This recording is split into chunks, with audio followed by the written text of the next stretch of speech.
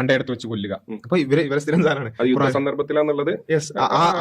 അതിന്റെ തൊട്ട് 3 ആയത്ത് മുമ്പ് വായിച്ചാൽ ഇതൊരു യുദ്ധ സന്ദർഭമാണ്, യുദ്ധം നിരോധിക്കപ്പെട്ട മാസങ്ങളെ കുറിച്ച്, യുദ്ധത്തിലേക്ക് പോകുന്നതിനെ കുറിച്ച്, അങ്ങനെയൊക്കെ കഴിഞ്ഞ് യുദ്ധത്തിലേക്ക് എത്തിയതിനു ശേഷമാണ് യുദ്ധ സന്ദർഭത്തിൽ ഒരാളെ കണ്ടെടുത്ത് വെച്ച് കൊല്ലുക എന്നുള്ളത്. അപ്പൊ ഇതിൽ ഈ പറഞ്ഞതുപോലെ സാഹചര്യത്തിൽ നിന്ന് മാറ്റുക, അതേപോലെ ആ സാഹചര്യത്തെ തീരെ പരിഗണിക്കാതിരിക്കുക, അതിന്റെ തഫ്സീർ എന്താണെന്ന് നോക്കാതിരിക്കുക, എന്നിട്ട് സ്വയം അഭിപ്രായം പറയുക എന്നുള്ളത് മാത്രമാണ് ഇവരുടെ ഒരു വിമർശനങ്ങളുടെ ഒരു ആകത്തുക എന്നുള്ളതാണ് എനിക്ക് തോന്നുന്നത്. 5 കളവാണ് പറഞ്ഞത്. ഞാൻ എണ്ണി പറഞ്ഞുതരാം കളവുകൾ. അപ്പുറത്തിരിക്കുന്ന ആൾ പറയുന്നത് ഒരു യുദ്ധ സന്ദർഭത്തിൽ ഇറങ്ങിയാണ് ഒന്നാമത്തെ കളവ്. രണ്ടാമത്തെ കളവ് അതിന്റെ ഒന്നാമത്തെയും രണ്ടാമത്തെയും വചനങ്ങൾ വായിച്ച് നോക്കിയാൽ നമുക്ക് കൃത്യമായിട്ടും അത് മനസ്സിലാകും അതൊരു യുദ്ധ സന്ദർഭത്തിൽ ഇറങ്ങിയാണ്. ആ 2 വചനങ്ങൾ വായിച്ചാൽ നമുക്ക് അത് കൃത്യമായിട്ട് മനസ്സിലാവും യുദ്ധ സന്ദർഭം അല്ല എന്ന്. മൂന്നാമത്തത് യുദ്ധം നിഷിദ്ധമാക്കപ്പെട്ട 4 മാസങ്ങൾ എന്ന് പറയുന്ന അത് ഈ ഖുർആൻ വചനത്തിൽ പറയുന്ന 4 മാസമായിട്ട് യാതൊരു ബന്ധമില്ലാത്തതാണ്, കുലബന്ധമില്ലാത്തതാണ് മൂന്നാമത്തെ കളവ്. അങ്ങനെ യുദ്ധ സന്ദർഭത്തിലേക്ക് പോകുന്നു, കാത്തിരിക്കുന്നു, യുദ്ധ സന്ദർഭത്തിലേക്ക് എത്തുന്നു, 4മത്തെ കളവ്. എന്നിട്ട് യുദ്ധ സന്ദർഭത്തിൽ ഈ ആയത്ത് അവതരിക്കുന്നു, 5മത്തെ കളവ്. 5മത്തെ 1മത്തെ വേണമെങ്കിൽ നിങ്ങൾക്ക് ജം ചെയ്തിട്ട് ഒരു വലിയ കളവാക്കിയിട്ട് വെക്കാം. മിനിമം 4 കളവ് 20 സെക്കൻഡിൽ പറഞ്ഞു കഴിഞ്ഞു. അവിടെ നമുക്ക് 2 ആയത്തുകളിലാണ് ഈ കണ്ടെടുത്ത് വെച്ച് കൊല്ലുക എന്ന് പറയുന്ന കാര്യം കാണാൻ സാധിക്കുന്നത്. ഒന്ന് സൂറത്ത് തൗബയിലാണ്, അതേപോലെ തന്നെ രണ്ടാമത്തത് സൂറത്തുൽ ബഖറയിലുള്ള 191 ആയത്തിലാണ്. 2 സ്ഥലങ്ങളിൽ കണ്ടെടുത്ത് വെച്ച് കൊല്ലുക എന്നുള്ള പദപ്രയോഗമുണ്ട്. അതിൽ സൂറത്തുൽ ബഖറയിലുള്ള കാര്യം എന്താ ചോദിച്ചാൽ അതാണ് ഞാൻ പറഞ്ഞത്, തൊട്ടുമുമ്പുള്ള ആയത്തുകൾ വായിച്ചാൽ മനസ്സിലാകും. ഖാതിലു ഫീ സബീലില്ലാഹി അല്ലദീന യുഖാതിലു, അതായത് നിങ്ങളോട് യുദ്ധം ചെയ്യുന്നവരുമായി അള്ളാഹുവിന്റെ മാർഗ്ഗത്തിൽ നിങ്ങളും യുദ്ധം ചെയ്യുക, ഇങ്ങോട്ട് യുദ്ധം ചെയ്യുന്നവരോട് അങ്ങോട്ട് യുദ്ധം ചെയ്യുക, എന്നാൽ നിങ്ങൾ പരിധി വിട്ട് പ്രവർത്തിക്കരുത്. നിങ്ങൾ പരിധി വിട്ട് പ്രവർത്തിക്കരുത്. ഇന്നല്ലാഹ ലാ യുഹിബ്ബുൽ മുഅ്തദീൻ, നിങ്ങൾ പരിധി വിട്ട് പ്രവർത്തിക്കുന്നവരെ അള്ളാഹു ഇഷ്ടപ്പെടുന്നില്ല. തൊട്ടടുത്ത വാചകമാണ്, അതാണ് ഞാൻ പറഞ്ഞത്, വഖ്തുലു ഹൈസു സഖിഫ്തുമുഹും, അതായത് നിങ്ങൾ അവരെ കണ്ടെടുത്ത് വെച്ച് കൊല്ലുക. അതായത് നിങ്ങളോട് യുദ്ധം ചെയ്യാൻ വരുന്നവരോട് അങ്ങോട്ട് യുദ്ധം ചെയ്യുക, ആ യുദ്ധകളത്തിൽ വെച്ച് നിങ്ങളെ കണ്ടെടുത്ത് വെച്ച് എന്ത് ചെയ്യുക, നിങ്ങളുടെ ശത്രുവിനെ കണ്ടാൽ കൊല്ലുക. എന്നിട്ട് എന്ത് ചെയ്യുക, ബാക്കി കാര്യങ്ങൾ അവർ നിങ്ങളെ പുറത്താക്കി എടുത്ത് നിങ്ങൾ അവരെ പുറത്താക്കുകയും ചെയ്യുക. മർദ്ദനം കൊലയേക്കാൾ നിഷ്ഠൂരമാകുന്നു എന്ന രൂപത്തിലുള്ള ആ രൂപത്തിലുള്ള കാര്യങ്ങളെല്ലാം വിശദീകരിക്കാം. അപ്പോൾ ഇവിടെ പറഞ്ഞിട്ടുള്ള എന്താണ്, ഒരു യുദ്ധ സന്ദർഭത്തിൽ യുദ്ധക്കളത്തിൽ വെച്ച് കണ്ടെടുത്ത് വെച്ച് എതിരാളിയെ കൊല്ലുക എന്നുള്ളതാണ് യഥാർത്ഥത്തിൽ എന്ത് ചെയ്തിട്ടുള്ളത് പറഞ്ഞിട്ടുള്ളത്. അതിന്റെ തൊട്ട് 3 ആയത്ത് മുമ്പ് വായിച്ചാൽ ഇതൊരു യുദ്ധ സന്ദർഭമാണ്, യുദ്ധം നിരോധിക്കപ്പെട്ട മാസങ്ങളെ കുറിച്ച്, യുദ്ധത്തിലേക്ക് പോകുന്നതിനെ കുറിച്ച്, അങ്ങനെയൊക്കെ കഴിഞ്ഞ് യുദ്ധത്തിലേക്ക് എത്തിയതിനു ശേഷമാണ് യുദ്ധ സന്ദർഭത്തിൽ ഒരാളെ കണ്ടെടുത്ത് വെച്ച് കൊല്ലുക എന്നുള്ളത്. അപ്പൊ അത് പറയുന്നതിന് കൂടെ ഞാൻ പറയുന്നതിന്റെ ഇടയിൽ എനിക്ക് സംഭവിച്ചൊരു അബദ്ധം എന്നുള്ളത് തന്നെയാണ് പറയാം. പിന്നെ സൂറത്ത് തൗബയിലും ഇതേ രൂപത്തിൽ കണ്ടെടുത്ത് വെച്ച് കൊല്ലുക എന്ന് പറയുന്ന സംഭവമുണ്ട്. അപ്പൊ അവിടെ എന്ത് ചെയ്തിട്ടുണ്ട്, ഈ യുദ്ധം നിഷിദ്ധമാക്കിയപ്പെട്ട 4 മാസങ്ങളെ കുറിച്ച് പറയുന്നുണ്ട്. അതും ഇതും മിക്സ് ആയി പോയി. ഞാൻ പറഞ്ഞപ്പോൾ അത് മിക്സ് ആയി പോയി എന്നുള്ളതാണ്. അതൊരു അബദ്ധം തന്നെയാണ്, മാനസികമായി പറ്റിയിട്ടുള്ള ഒരു അബദ്ധം തന്നെയാണ്. പക്ഷേ അവിടെയാണെങ്കിലും നമുക്ക് കാണാൻ സാധിക്കുന്നത് സൂറത്ത് തൗബയിൽ, ഈ സൂറത്തുൽ ബഖറയിലുള്ളത് ഈ പറഞ്ഞ പോലെ യുദ്ധം നടക്കുന്ന സന്ദർഭത്തിലാണ്. എന്നാൽ സൂറത്ത് തൗബയിലുള്ള കാര്യം എന്താണെന്ന് ചോദിച്ചാൽ തഫ്സീറുകളിൽ തന്നെ നമുക്ക് പരിശോധിച്ച് നോക്കാം. കരാർ ലംഘിച്ചതുമായി ബന്ധപ്പെട്ടുകൊണ്ടാണ് ഈ തൗബയിലുള്ള ആയത്ത്, അതായത് ഒരുമിച്ച് ജീവിക്കാം എന്നുള്ള കോ എക്സിസ്റ്റൻസുമായി ബന്ധപ്പെട്ടുള്ള ഒരു കരാർ അവിടെ ഉണ്ടാകുകയും ആ കരാർ ലംഘിച്ചതുമായി ബന്ധപ്പെട്ട് കരാർ ലംഘിച്ചവർക്കുള്ള ശിക്ഷ എന്ന രൂപത്തിലാണ് എന്ത് ചെയ്യുന്നത് ഈ തൗബയിലുള്ള പിന്നെ ഫഖ്തുലുഹും എന്ന് പറയുന്ന ആ കാര്യമുള്ളത്. അപ്പോൾ ഒരു ഭാഗത്തുള്ളത് യുദ്ധക്കളത്തിൽ വെച്ച് എതിരാളിയെ കൊല്ലുന്നതാണ്, മറുഭാഗത്ത് ഈ കരാർ ലംഘിച്ചവരോട് തിരിച്ചുള്ള മറുപടിയും അവിടെ നമുക്ക് കാണാൻ സാധിക്കും. ഇല്ലല്ലദീന ആഹദ്തു മിനൽ മുശ്രിക്കീൻ, ആ ഒരു കരാറിൽ നിന്നും എന്ത് ചെയ്തിട്ടുണ്ട്, ഒരു ഒഴിവായിരിക്കുന്നു എന്നുള്ള ആ ഒരു കാര്യം പറയുകയും അങ്ങനെ കരാർ ലംഘനവുമായി ബന്ധപ്പെട്ടിട്ടുള്ളതാണ് തൗബയിലുള്ളത്. അതേപോലെ തന്നെ യുദ്ധക്കളത്തിൽ വെച്ചിട്ടുള്ളതാണ് ബഖറയിലുള്ളത്. ഈ കണ്ടെടുത്ത് വെച്ച് കൊല്ലുക. അപ്പൊ ഇവരെ സ്ഥിരം സാധനമാണ്, സന്ദർഭത്തിലാന്നുള്ളത്. അതിന്റെ തൊട്ട് 3 ആയത്ത് മുമ്പ് വായിച്ചാൽ ഇതൊരു യുദ്ധ സന്ദർഭമാണ്, യുദ്ധം നിരോധിക്കപ്പെട്ട മാസങ്ങളെ കുറിച്ച്, യുദ്ധത്തിലേക്ക് പോകുന്നതിനെ കുറിച്ച്, അങ്ങനെയൊക്കെ കഴിഞ്ഞ് യുദ്ധത്തിലേക്ക് എത്തിയതിനു ശേഷമാണ് യുദ്ധ സന്ദർഭത്തിൽ ഒരാളെ കണ്ടെടുത്ത് വെച്ച് കൊല്ലുക എന്നുള്ളത്.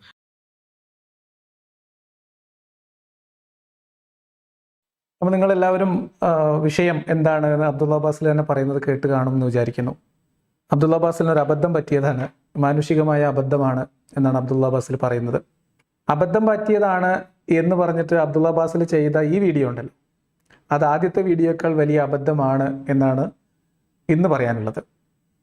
അതും പോരാഞ്ഞ് അബ്ദുള്ള അബ്ബാസിനെ പറ്റി ഏറ്റവും വലിയ അബദ്ധം എന്താ അറിയോ, ഇസ്ലാം വിമർശകർ മറുപടി പറയുന്നില്ല എന്നും പറഞ്ഞ്, ചോദ്യങ്ങൾക്കൊന്നും മറുപടിയില്ല, ഇസ്ലാം വിമർശകരുടെ മറുപടി പറഞ്ഞ് അവരുന്നയിക്കുന്ന വാദങ്ങളൊക്കെ നമ്മൾ മറുപടി പറഞ്ഞ് ഡയലോഗിലൂടെ മുട്ടുകുത്തിച്ചു എന്നും, ഇസ്ലാം വിമർശകർക്ക് ഒരെണ്ണത്തിന് ഒരു കാര്യത്തിന് പോലും മറുപടി പറയാൻ കഴിയുന്നില്ല എന്നും, അവർ തഫ്സീറും പഠിച്ചിട്ടില്ല, അവർ സീറയും വായിച്ചിട്ടില്ല. വിമർശകരോട് അദ്ദേഹം ചോദിച്ചത്, നിങ്ങൾ ഇടയ്ക്കൊരു സീറെങ്കിലും വായിക്കുക, ഇല്ലെങ്കിൽ അമാനി മൗലവിൻ്റെ തഫ്സീറുണ്ട് ഏറ്റവും പുതിയത്, അതെങ്കിലും മേടിക്കുക എന്നൊക്കെ പറഞ്ഞിട്ട് ഇദ്ദേഹം ഒരു വീഡിയോ ചെയ്തല്ലോ. അതാണ് അദ്ദേഹത്തിന് പറ്റിയ ഏറ്റവും വലിയ അബദ്ധം. അങ്ങനെ അബദ്ധങ്ങളുടെ ഒരു ഘോഷയാത്രയാണ്. എന്തായാലും ഈ വിഷയത്തിൽ പ്രത്യേകിച്ച് എൻ്റെ ഫോട്ടോയും തമ്മിലൊക്കെ വെച്ച് ഞാൻ പറഞ്ഞ ഒരു വിഷയത്തെ പറഞ്ഞുകൊണ്ട് മറുപടി ചെയ്താൽ, ഞാൻ പറഞ്ഞിട്ടുണ്ടല്ലോ വലിപ്പ ചെറുപ്പമൊന്നും നോക്കാതെ ഞാൻ ചെയ്യുന്ന വീഡിയോകൾ, ഞാൻ പറയുന്ന കാര്യങ്ങൾ, അത് പൂർണ്ണമായും അതിന് ഞാൻ അക്കൗണ്ടബിൾ ആണ്. അതുകൊണ്ട് അതിനോട് നടത്തുന്ന പ്രതികരണങ്ങളോട് ചെറിയ ആളാണെങ്കിലും വലിയ ആളാണെങ്കിലും പ്രതികരിക്കാറുണ്ട്. അപ്പം അതുകൊണ്ട് എൻ്റെ ഫോട്ടോയും തമ്മിലൊക്കെ വെച്ച് ഞാൻ പറഞ്ഞ കാര്യങ്ങൾ എന്തോ മഹാബദ്ധമാണെന്നും ഒക്കെ പറഞ്ഞിട്ട്, അല്ലെങ്കിൽ എൻ്റെ ഭാഗത്ത് മറുപടി കിട്ടുന്നില്ല എന്നൊക്കെ പറഞ്ഞിട്ട് വീഡിയോ ചെയ്തതാണ് താങ്കൾക്ക് പറ്റിയ ഏറ്റവും വലിയ അബദ്ധം എന്ന് പറയുകയാണ്. ഇതൊരു അഹങ്കാരമായിട്ടൊന്നും കരുതണ്ട, അത് എൻ്റെ ഈ വിഷയത്തിലുള്ള ഒരു ആത്മാർത്ഥതയായിട്ട് കരുതിയാൽ മതി. നമ്മളൊരു കാര്യം ചെയ്യുമ്പോൾ, ഒരു ആശയ പ്രചാരണം നടത്തുമ്പോൾ, അല്ലെങ്കിൽ നമുക്ക് ബോധ്യമുള്ള ഒരു കാര്യം പറയുമ്പോൾ 100% ആത്മാർത്ഥമായിട്ടും സത്യസന്ധമായും കൃത്യമായും വ്യക്തമായും ചെയ്യണം. പിന്നെ അബദ്ധം പറ്റാം, അബദ്ധം ഏത് മനുഷ്യനും പറ്റാം, ആർക്കും പറ്റാം. അക്ഷരത്തെറ്റുകൾ വരാം, അബദ്ധങ്ങൾ സംഭവിക്കാം, പറയുന്ന വാക്കുകൾ അങ്ങോട്ടോട്ട് മാറിപ്പോകാം, ആയത്തുകൾ പറഞ്ഞപ്പോൾ മാറിപ്പോകാം, സ്ഥലപ്പേരുകൾ മാറിപ്പോകാം. ഞാനിവിടെ തമാശ പറയുന്ന സമയത്ത് സിനിമ പേര് വരെ മാറിപ്പോകുന്നുണ്ട്, ഇല്ലേ? അതിവിടെ പല ആളുകളും അതിനെക്കുറിച്ച് പറയാറുണ്ട്. ഞാനിപ്പോൾ ഒരു സിനിമയിൽ ഒരു തമാശ പറയുന്നു, ചിലപ്പോൾ സിനിമയുടെ പേര് മാറിപ്പോകും, ചിലപ്പം ആ കലാകാരൻ്റെ പേര് മാറിപ്പോകും. ഇന്നസെന്റ് എന്ന് പറയുന്നിടത്ത് ജഗതി എന്ന് പറയും, ചിലപ്പോൾ മിന്നാരം എന്ന് പറയുന്നിടത്ത് മണിച്ചിത്രത്താഴ് എന്ന് പറയും. ഇതൊക്കെ സ്വാഭാവികമാണ്, മാനുഷികമായ അബദ്ധങ്ങളാണ്. അതൊന്നും നിങ്ങൾ വലിയ കാര്യമാക്കേണ്ടതില്ല എന്നാണ്.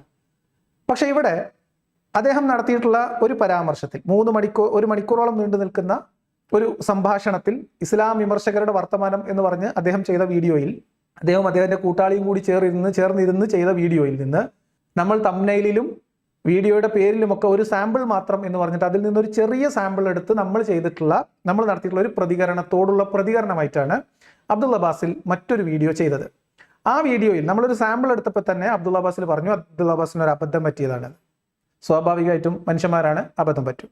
നമ്മൾ ഇന്ന് പരിശോധിക്കുന്നത് അബ്ദുള്ള ബാസിന് അബദ്ധം പറ്റിയതാണോ, അതോ ആ വിഷയത്തിൽ സൂറത്തു തൗബയുമായി ബന്ധപ്പെട്ട് അദ്ദേഹം നടത്തിയിട്ടുള്ള പരാമർശം, 5-ാം വചനത്തിൽ അദ്ദേഹം നടത്തിയിട്ടുള്ള പരാമർശം, അതുമായി ബന്ധപ്പെട്ട് അദ്ദേഹം പിന്നീട് നടത്തിയിട്ടുള്ള, ഞാനത് സൂറത്തു തൗബയിലെ 5 അല്ല ഉദ്ദേശിച്ചത്, ഞാനത് സൂറത്തുൽ ബക്കറയിലെ 191 ഉദ്ദേശിച്ചത് എന്നൊക്കെ പറഞ്ഞിട്ട് അദ്ദേഹം നടത്തിയിട്ടുള്ള ആ വിശദീകരണം, അത് അദ്ദേഹത്തിന് പറ്റിയ അബദ്ധം തിരുത്തലായിരുന്നോ, അതോ അദ്ദേഹം അന്താരാഷ്ട്ര നിലവാരത്തിലുള്ള കളവും ഉഡായിപ്പും കാണിക്കലായിരുന്നോ എന്നതാണ് നമ്മൾ ഇന്ന് പരിശോധിക്കുന്നത്.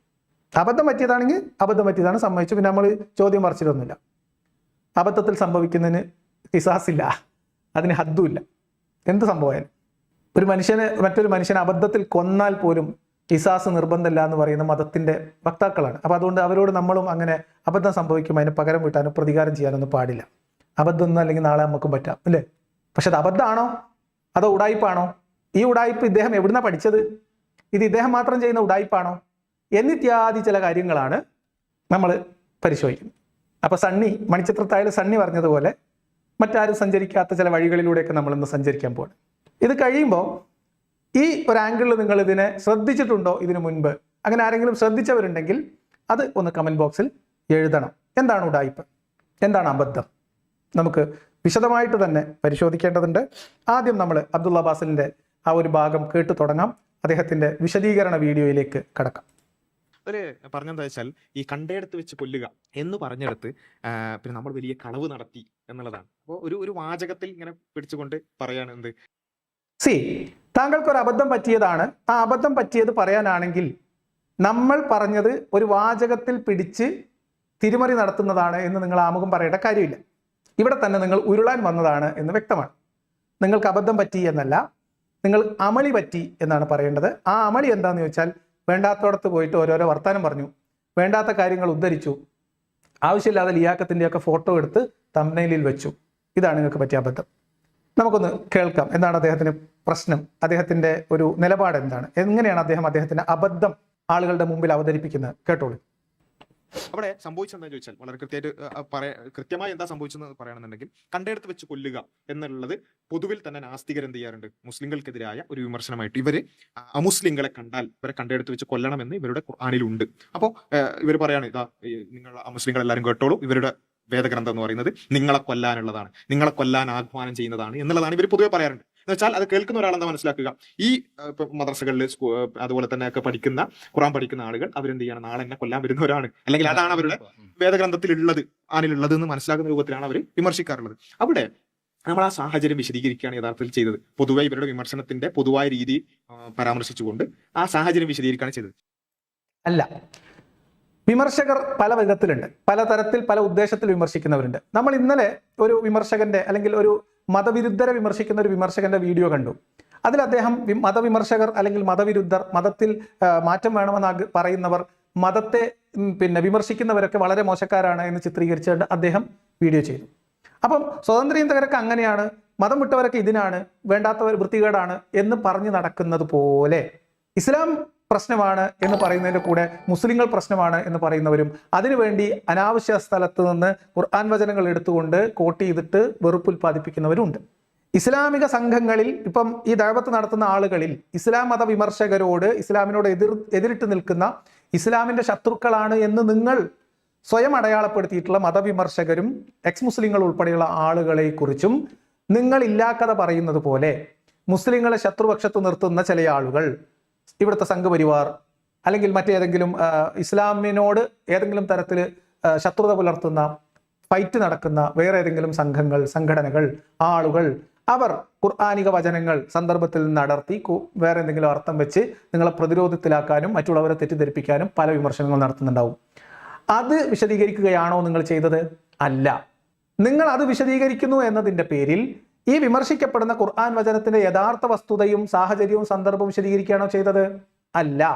അതിനു പകരം ഇത്തരം വെറുപ്പുൽപാദകരെ മറയാക്കി നിർത്തിക്കൊണ്ട് ഖുർആനിനകത്ത് കിടക്കുന്ന, തെളിഞ്ഞു കിടക്കുന്ന, വടിവത്ത് കിടക്കുന്ന ഇസ്ലാമിന്റെ അസഹിഷ്ണുതയും ഇസ്ലാമിന്റെ ഇതര മതസ്ഥരോടുള്ള സമീപനവും മക്കയിലെ മുശ്രിക്കുകൾ എന്ന് നിങ്ങൾ അധിക്ഷേപിക്കുന്ന അവിടുത്തെ തദ്ദേശീയരായിട്ടുള്ള ജനങ്ങളോട് നിങ്ങൾ കാണിച്ചിട്ടുള്ള ക്രൂരതയും അക്രമവും നിങ്ങളുടെ നെറികേടും നീതികേടും ഇസ്ലാമിന്റെ അനീതിയും പ്രകടമായി എഴുതി വെച്ചിട്ടുള്ള ഖുർആൻ വചനങ്ങളെ ഈ വെറുപ്പുൽപാദകരുടെ മറ പിടിച്ച് അല്ലെങ്കിൽ മുസ്ലിം വിരുദ്ധത വളർത്തുന്നു എന്ന് പറയുന്നവരുടെ മറ പിടിച്ച് ഖുർആനിനെ വെള്ളപൂശാനും ഖുർആനിൽ ഏറ്റവും അപകടം പിടിച്ച നിങ്ങളുടെ അവകാശവാദങ്ങളുടെയൊക്കെ ആണി പേര് അറുത്ത് കളയാൻ ഉതകുന്ന തരത്തിൽ ഖുർആനിൽ മുഴച്ചു നിൽക്കുന്ന സൂറത്തു തൗബയിലെ 9-ാം അധ്യായത്തിലെ 5-ാമത്തെ വചനത്തെ നിങ്ങൾ നൈസിൽ വെളുപ്പിച്ചെടുക്കാനാണ് ശ്രമിച്ചത്. കാരണം എന്തുകൊണ്ടാ? ഇസ്ലാം മത വിമർശകർ അല്ലെങ്കിൽ നിങ്ങളിപ്പം ആക്ഷേപിച്ച തരത്തിലുള്ള ആളുകളോട് നമ്മളുടെ നിലപാട് എന്താണ് എന്ന് നമ്മൾ കൃത്യമായിട്ട് പറഞ്ഞിട്ടുണ്ട്. എൻ്റെ തംബ്നെയിലൊക്കെ വെച്ച് നിങ്ങൾ വീഡിയോ ചെയ്യുമ്പോൾ അതുകൂടി ശ്രദ്ധിക്കണം. എന്താണ് ആ വിഷയത്തിൽ എൻ്റെ നിലപാട് എന്നും ഈ വിഷയത്തെ എങ്ങനെയാണ് വെറുപ്പുൽപാദകർ ഉപയോഗിക്കുന്നത് എന്നും അതിൻ്റെ മറപിടിച്ച് എങ്ങനെയാണ് ഇവിടുത്തെ മതവാദികൾ, മതക്കച്ചവടക്കാർ, പ്രബോധക സിംഗങ്ങൾ ആ മറപിടിച്ച് ന്യായീകരിക്കുന്നത് എന്ന് വളരെ കൃത്യമായ ഒരു പശ്ചാത്തലത്തിൽ, നല്ല സാഹചര്യത്തിൽ, വളരെ വിശദമായി തന്നെ നമ്മൾ ഒരു വീഡിയോ ഏതാനും ആഴ്ചകൾക്ക് മുൻപ് ചെയ്തതാണ് ഇപ്പോൾ നിങ്ങൾ കാണുന്നത്. മുശ്രിക്കുകളെ കണ്ടെത്തിയിടത്ത് വെച്ച് കൊന്നുകളയുക, ഭീതി വ്യാപാരികളും ന്യായീകരണ വീരന്മാരും. ഇതായിരുന്നു ആ വീഡിയോയുടെ തംബ്നെയിൽ. ഈ വീഡിയോയിൽ വളരെ വിശദമായി സൂറത്തു തൗബയിലെ 5-ാം അധ്യായത്തെ നിലനിൽക്കുന്ന ഇന്ത്യൻ സാഹചര്യത്തിൽ മുസ്ലിം വെറുപ്പും മുസ്ലിങ്ങളോട് ഭയവും വിദ്വേഷവും ഉളവാക്കുന്ന തരത്തിൽ ഉപയോഗിക്കാൻ ശ്രമിക്കുന്ന ആളുകളെക്കുറിച്ചും അതിൻ്റെ ഉദ്ദേശത്തെക്കുറിച്ചും പറഞ്ഞുകൊണ്ട്, അതിനെ എതിർക്കേണ്ടതിൻ്റെ ആവശ്യകത പറഞ്ഞുകൊണ്ട്, അതിൻ്റെ മറ പിടിച്ച് ഖുർആനിനെ ന്യായീകരിച്ച് വെളുപ്പിച്ച് ഒരു പരുവത്തിലാക്കിയെടുക്കാൻ ഈ സൂറത്തു തൗബയുടെ പശ്ചാത്തലം എന്തോ മഹത്തരമായ പുണ്യകർമ്മത്തിന്റെ എന്തോ പശ്ചാത്തലമാണ് എന്ന് തെറ്റിദ്ധരിപ്പിക്കാൻ, ഇതിനെ നൈസായിട്ട് റൊമാൻറ്റിസൈസ് ചെയ്യാൻ വേണ്ടി ശ്രമിക്കുന്ന അലിയാർ കാസിമിയുടെയും AP അബൂബക്കർ മുസ്ലിയാരുടെ മകൻ അബ്ദുൽ ഹക്കീം അസ്ഹരിയുടെയും വീഡിയോ ഉൾപ്പെടുത്തിക്കൊണ്ട് RV ബാബുവിന്റെ മുന്നിൽ അലിയാർ കാസിമി നടത്തിയ കള്ളത്തരങ്ങൾ പിടിച്ചുകൊണ്ട് നമ്മൾ കൃത്യമായിട്ട് അതിന് വീഡിയോ ചെയ്തിട്ടുണ്ട്. അപ്പൊ അത്തരം വെറുപ്പുൽപാദകരും ന്യായീകരണ സിംഗങ്ങളും തുല്യമായ നിലവാരത്തിലാണ് നമ്മൾ പരിഗണിക്കുന്നത്. നമ്മൾ ഇവിടെ സംസാരിക്കുന്നത് ഖുർആൻ വചനത്തിന്റെ സന്ദർഭം എന്താണ്, സാഹചര്യം എന്താണ്. ആ വിഷയം നിങ്ങൾ പറഞ്ഞപ്പോൾ നിങ്ങൾ നടത്തിയുള്ള തിരുമറിയെക്കുറിച്ചാണ് ഞാൻ പറഞ്ഞത്. സൂറത്തു തൗബയിലെ 5-ാം വചനം നിങ്ങൾ വിശദീകരിച്ചതിലെ തിരുമറിയാണ് നമ്മൾ കയ്യോടെ പിടികൂടിയതും നിങ്ങളിപ്പോൾ അബദ്ധം പറ്റി എന്ന് വീണ്ടും കളവ് പറയുന്നതും നമുക്ക് കേൾക്കാം. എങ്ങനെയാണ് അബ്ദുള്ള ബാസിൽ അന്ന് പറഞ്ഞത്? എന്തായിരുന്നു അന്ന് പറഞ്ഞത്? ആവേശത്തോടെ പറഞ്ഞത് കേട്ടോ. ഇപ്പം ഈ കണ്ടയിടത്ത് വെച്ച് കൊല്ലുക, അപ്പൊ ഇവരെ സ്ഥിരം സാധനമാണ് സന്ദർഭത്തിലാന്നുള്ളത്.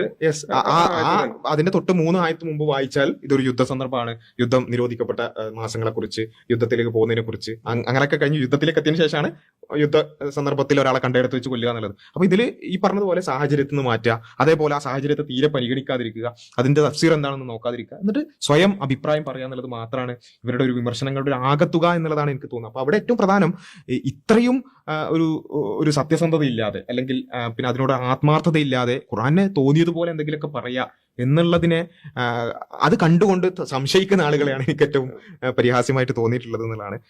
അപ്പൊ വിമർശകർ വാലും തലയും വെക്കാറില്ല, വിമർശകർ സന്ദർഭം പരിഗണിക്കാറില്ല, തഫ്സീറുകൾ പരിഗണിക്കുന്നില്ല, സീറകൾ പരിഗണിക്കുന്നില്ല, തെളിവും പശ്ചാത്തലവും പരിഗണിക്കാതെ ഖുർആനിനെ തോന്നിയതുപോലെ അർത്ഥം വെച്ച് സത്യസന്ധതയില്ലാത്ത പ്രവർത്തനമാണ് നടത്തുന്നത് എന്നതായിരുന്നു താങ്കളുടെ ആക്ഷേപം. എന്നിട്ട് നിങ്ങൾ പറഞ്ഞത് കണ്ടെത്തിയിടത്ത് വെച്ച് കൊന്നുകളയുക എന്ന ഖുർആൻ വചനം എങ്ങനെയാണ് നിങ്ങൾ പറഞ്ഞത്? അത് ആദ്യത്തെ 2-3 വചനങ്ങൾ കൂടി വായിച്ചാൽ ഒരു 2-3 വചനങ്ങൾ മുതൽ നോക്കിയാൽ കൃത്യമായിട്ട് യുദ്ധ സന്ദർഭത്തിലാണെന്ന് മനസ്സിലാകും അല്ലേ? അത് കഴിഞ്ഞിട്ട് ആ വിലക്കപ്പെട്ട മാസങ്ങളുടെ കഥ പറഞ്ഞു. അതും കഴിഞ്ഞിട്ട് ആ കാലഘട്ടം കഴിയുമ്പോൾ ഒരു യുദ്ധ സന്ദർഭത്തിൽ എത്തി. അവിടെ വെച്ച് യുദ്ധം നടക്കുന്നു. ആ വേളയിൽ അവതരിച്ച ഖുർആൻ വചനം എന്നാണ് പറഞ്ഞത്. എന്നിട്ട് നമ്മൾ അതിന് കൃത്യമായിട്ട് അതിന്റെ സന്ദർഭവും സാഹചര്യവും അവിടെ ഏത് യുദ്ധം എന്ന് നിങ്ങളോട് ചോദിച്ചപ്പോൾ നിങ്ങളിപ്പോൾ പറഞ്ഞ ന്യായീകരണം എന്താ? ഒന്ന് കേട്ടോളൂ. അവിടെ നമുക്ക് 2 ആയത്തുകളിലാണ് ഈ കണ്ടയിടത്ത് വെച്ച് കൊല്ലുക എന്ന് പറയുന്ന കാര്യം കാണാൻ സാധിക്കുന്നത്. ഒന്ന് സൂറത്ത് തൗബയിലാണ്, അതേപോലെ തന്നെ രണ്ടാമത്തത് സൂറത്തുൽ ബഖറയിലുള്ള 191 ആയത്തിലാണ്. 2 സ്ഥലങ്ങളിൽ ഈ കണ്ടയിടത്ത് വെച്ച് കൊല്ലുക എന്നുള്ള പദപ്രയോഗമുണ്ട്. അതിൽ സൂറത്തുൽ ബഖറയിലുള്ള കാര്യം എന്താണെന്ന് ചോദിച്ചാൽ അതാണ് ഞാൻ പറഞ്ഞത്. തൊട്ടു മുമ്പുള്ള ആയത്തുകൾ വായിച്ചാൽ മനസ്സിലാകും. ഖാതിലു ഫീ സബീലില്ലാഹി അല്ലദീന യുഖാതിലു, അതായത് നിങ്ങളോട് യുദ്ധം ചെയ്യുന്നവരുമായി അള്ളാഹുവിന്റെ മാർഗ്ഗത്തിൽ നിങ്ങളും യുദ്ധം ചെയ്യുക. ഇങ്ങോട്ട് യുദ്ധം ചെയ്യുന്നവരോട് അങ്ങോട്ട് യുദ്ധം ചെയ്യുക. എന്നാൽ നിങ്ങൾ പരിധി വിട്ട് പ്രവർത്തിക്കരുത്. നിങ്ങൾ പരിധി വിട്ട് പ്രവർത്തിക്കരുത്. ഇന്നല്ലാഹ ലാ യുഹിബ്ബുൽ മുഅ്തദീൻ, നിങ്ങൾ പരിധി വിട്ട് പ്രവർത്തിക്കുന്നവരെ അള്ളാഹു ഇഷ്ടപ്പെടുന്നില്ല. തൊട്ടടുത്ത വാചകമാണ്. അതാണ് ഞാൻ പറഞ്ഞത്.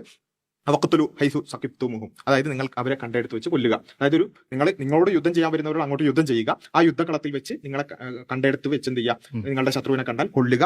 എന്നിട്ട് എന്ത് ചെയ്യുക? ബാക്കി കാര്യങ്ങൾ അവർ നിങ്ങളെ പുറത്താക്കി എടുത്ത് നിങ്ങൾ അവരെ പുറത്താക്കുകയും ചെയ്യുക. മർദ്ദനം കൊലയേക്കാൾ നിഷ്ഠൂരമാകുന്നു എന്ന രൂപത്തിലുള്ള കാര്യങ്ങളെല്ലാം വിശദീകരിക്കാൻ. അപ്പോൾ ഇവിടെ പറഞ്ഞിട്ടുള്ള എന്താണ്? ഒരു യുദ്ധ സന്ദർഭത്തിൽ യുദ്ധക്കളത്തിൽ വെച്ച് കണ്ടെടുത്ത് വെച്ച് എതിരാളിയെ കൊല്ലുക എന്നുള്ളതാണ് യഥാർത്ഥത്തിൽ എന്ത് ചെയ്തിട്ടുള്ളത്? പറഞ്ഞിട്ടുള്ളത്.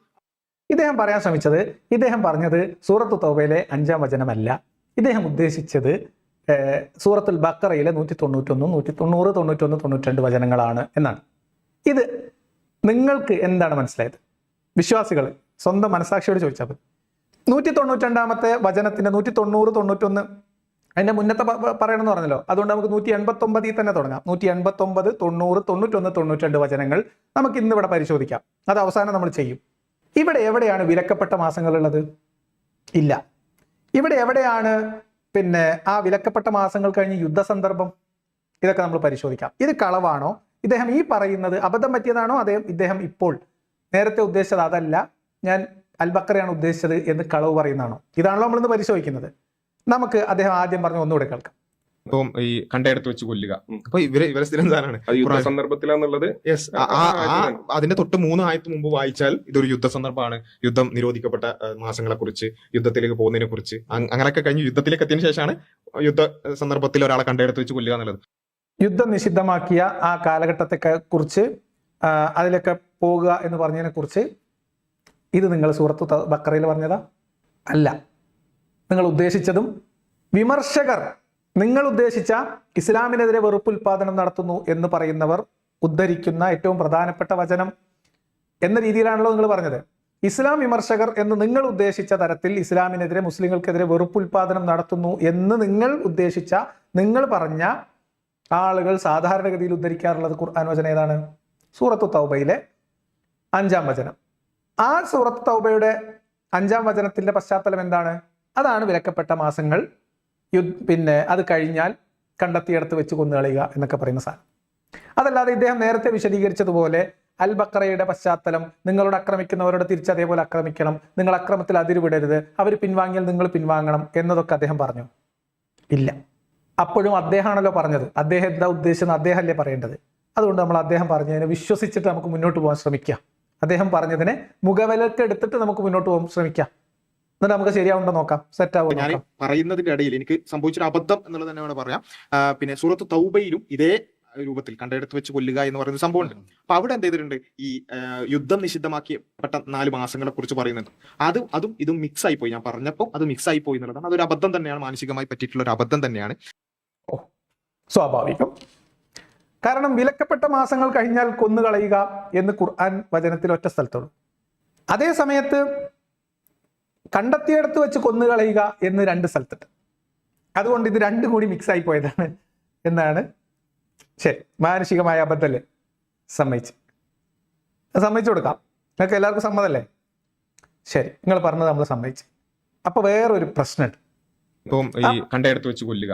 അപ്പൊ ഇവരെ സ്ഥിരം സാധനമാണ്. സന്ദർഭത്തിലാന്നുള്ളത് അതിന്റെ തൊട്ട് 3 ആയത്ത് മുമ്പ് വായിച്ചാൽ ഇതൊരു യുദ്ധ സന്ദർഭമാണ്. യുദ്ധം നിരോധിക്കപ്പെട്ട മാസങ്ങളെ കുറിച്ച്, യുദ്ധത്തിലേക്ക് പോകുന്നതിനെ കുറിച്ച്, അങ്ങനെയൊക്കെ കഴിഞ്ഞ് യുദ്ധത്തിലേക്ക് എത്തിയതിനു ശേഷമാണ് യുദ്ധ സന്ദർഭത്തിൽ ഒരാളെ കണ്ടയിടത്ത് വെച്ച് കൊല്ലുക എന്നുള്ളത്. ആയിക്കോട്ടെ, സമ്മതിച്ച്. നിങ്ങൾ പറഞ്ഞത് ഇതാണ്, അതാണ്, നിങ്ങൾ എന്താണ് പറഞ്ഞത് അത് നമ്മൾ വിശ്വസിച്ച്. പക്ഷേ ഇതിലൊരു പ്രശ്നമുണ്ട്. ഇത് നിങ്ങൾ മാത്രം പയറ്റുന്ന തന്ത്രമല്ല. സൂറത്തു തൗബയുമായി ബന്ധപ്പെട്ട് ആക്ഷേപം ഉന്നയിക്കുമ്പോൾ അതിൽ അദ്ദേഹം പറയുന്നത് ഇവരെ സ്ഥിരം പരിപാടിയാണ്. സ്ഥിരം ആളുകൾ വിമർശകർ ഉപയോഗിക്കുന്നത് സൂറത്തു തൗബയിലെ 5-ാം വചനമാണ്. അതവിടെ ഇരിക്കട്ടെ. അപ്പൊ അത് അദ്ദേഹം തന്നെ പറയുന്നത് ഈ മെയിൻ സാധനം, ഈ വിമർശകരുടെ മെയിൻ സാധനം എന്ന് പറയുന്നത് സൂറത്തു തൗബയിലെ 5-ാം വചനമാണ്. നമുക്ക് എല്ലാവർക്കും അറിയാം, നിങ്ങൾക്ക് അറിയാം, എനിക്കറിയാം. അതാണ് നിങ്ങൾ പറഞ്ഞത്. അതുകൊണ്ടാണ് നിങ്ങൾക്ക് അതിനകത്ത് വിലക്കപ്പെട്ട മാസങ്ങൾ കഴിഞ്ഞത്. അത് കഴിഞ്ഞിട്ട് കണ്ടത്തിടത്ത് വെച്ച് കൊന്നുകളയുക എന്നൊക്കെ വന്നത്. അത് പോട്ടെ. പക്ഷെ നിങ്ങൾ പറയുന്നത്, നിങ്ങൾ വാശി പിടിക്കുകയാണ്, ഞാൻ അതല്ല പറഞ്ഞത്, ഞാൻ മറ്റേ സംഭവമാണ്. ശരി, ആയിക്കോട്ടെ.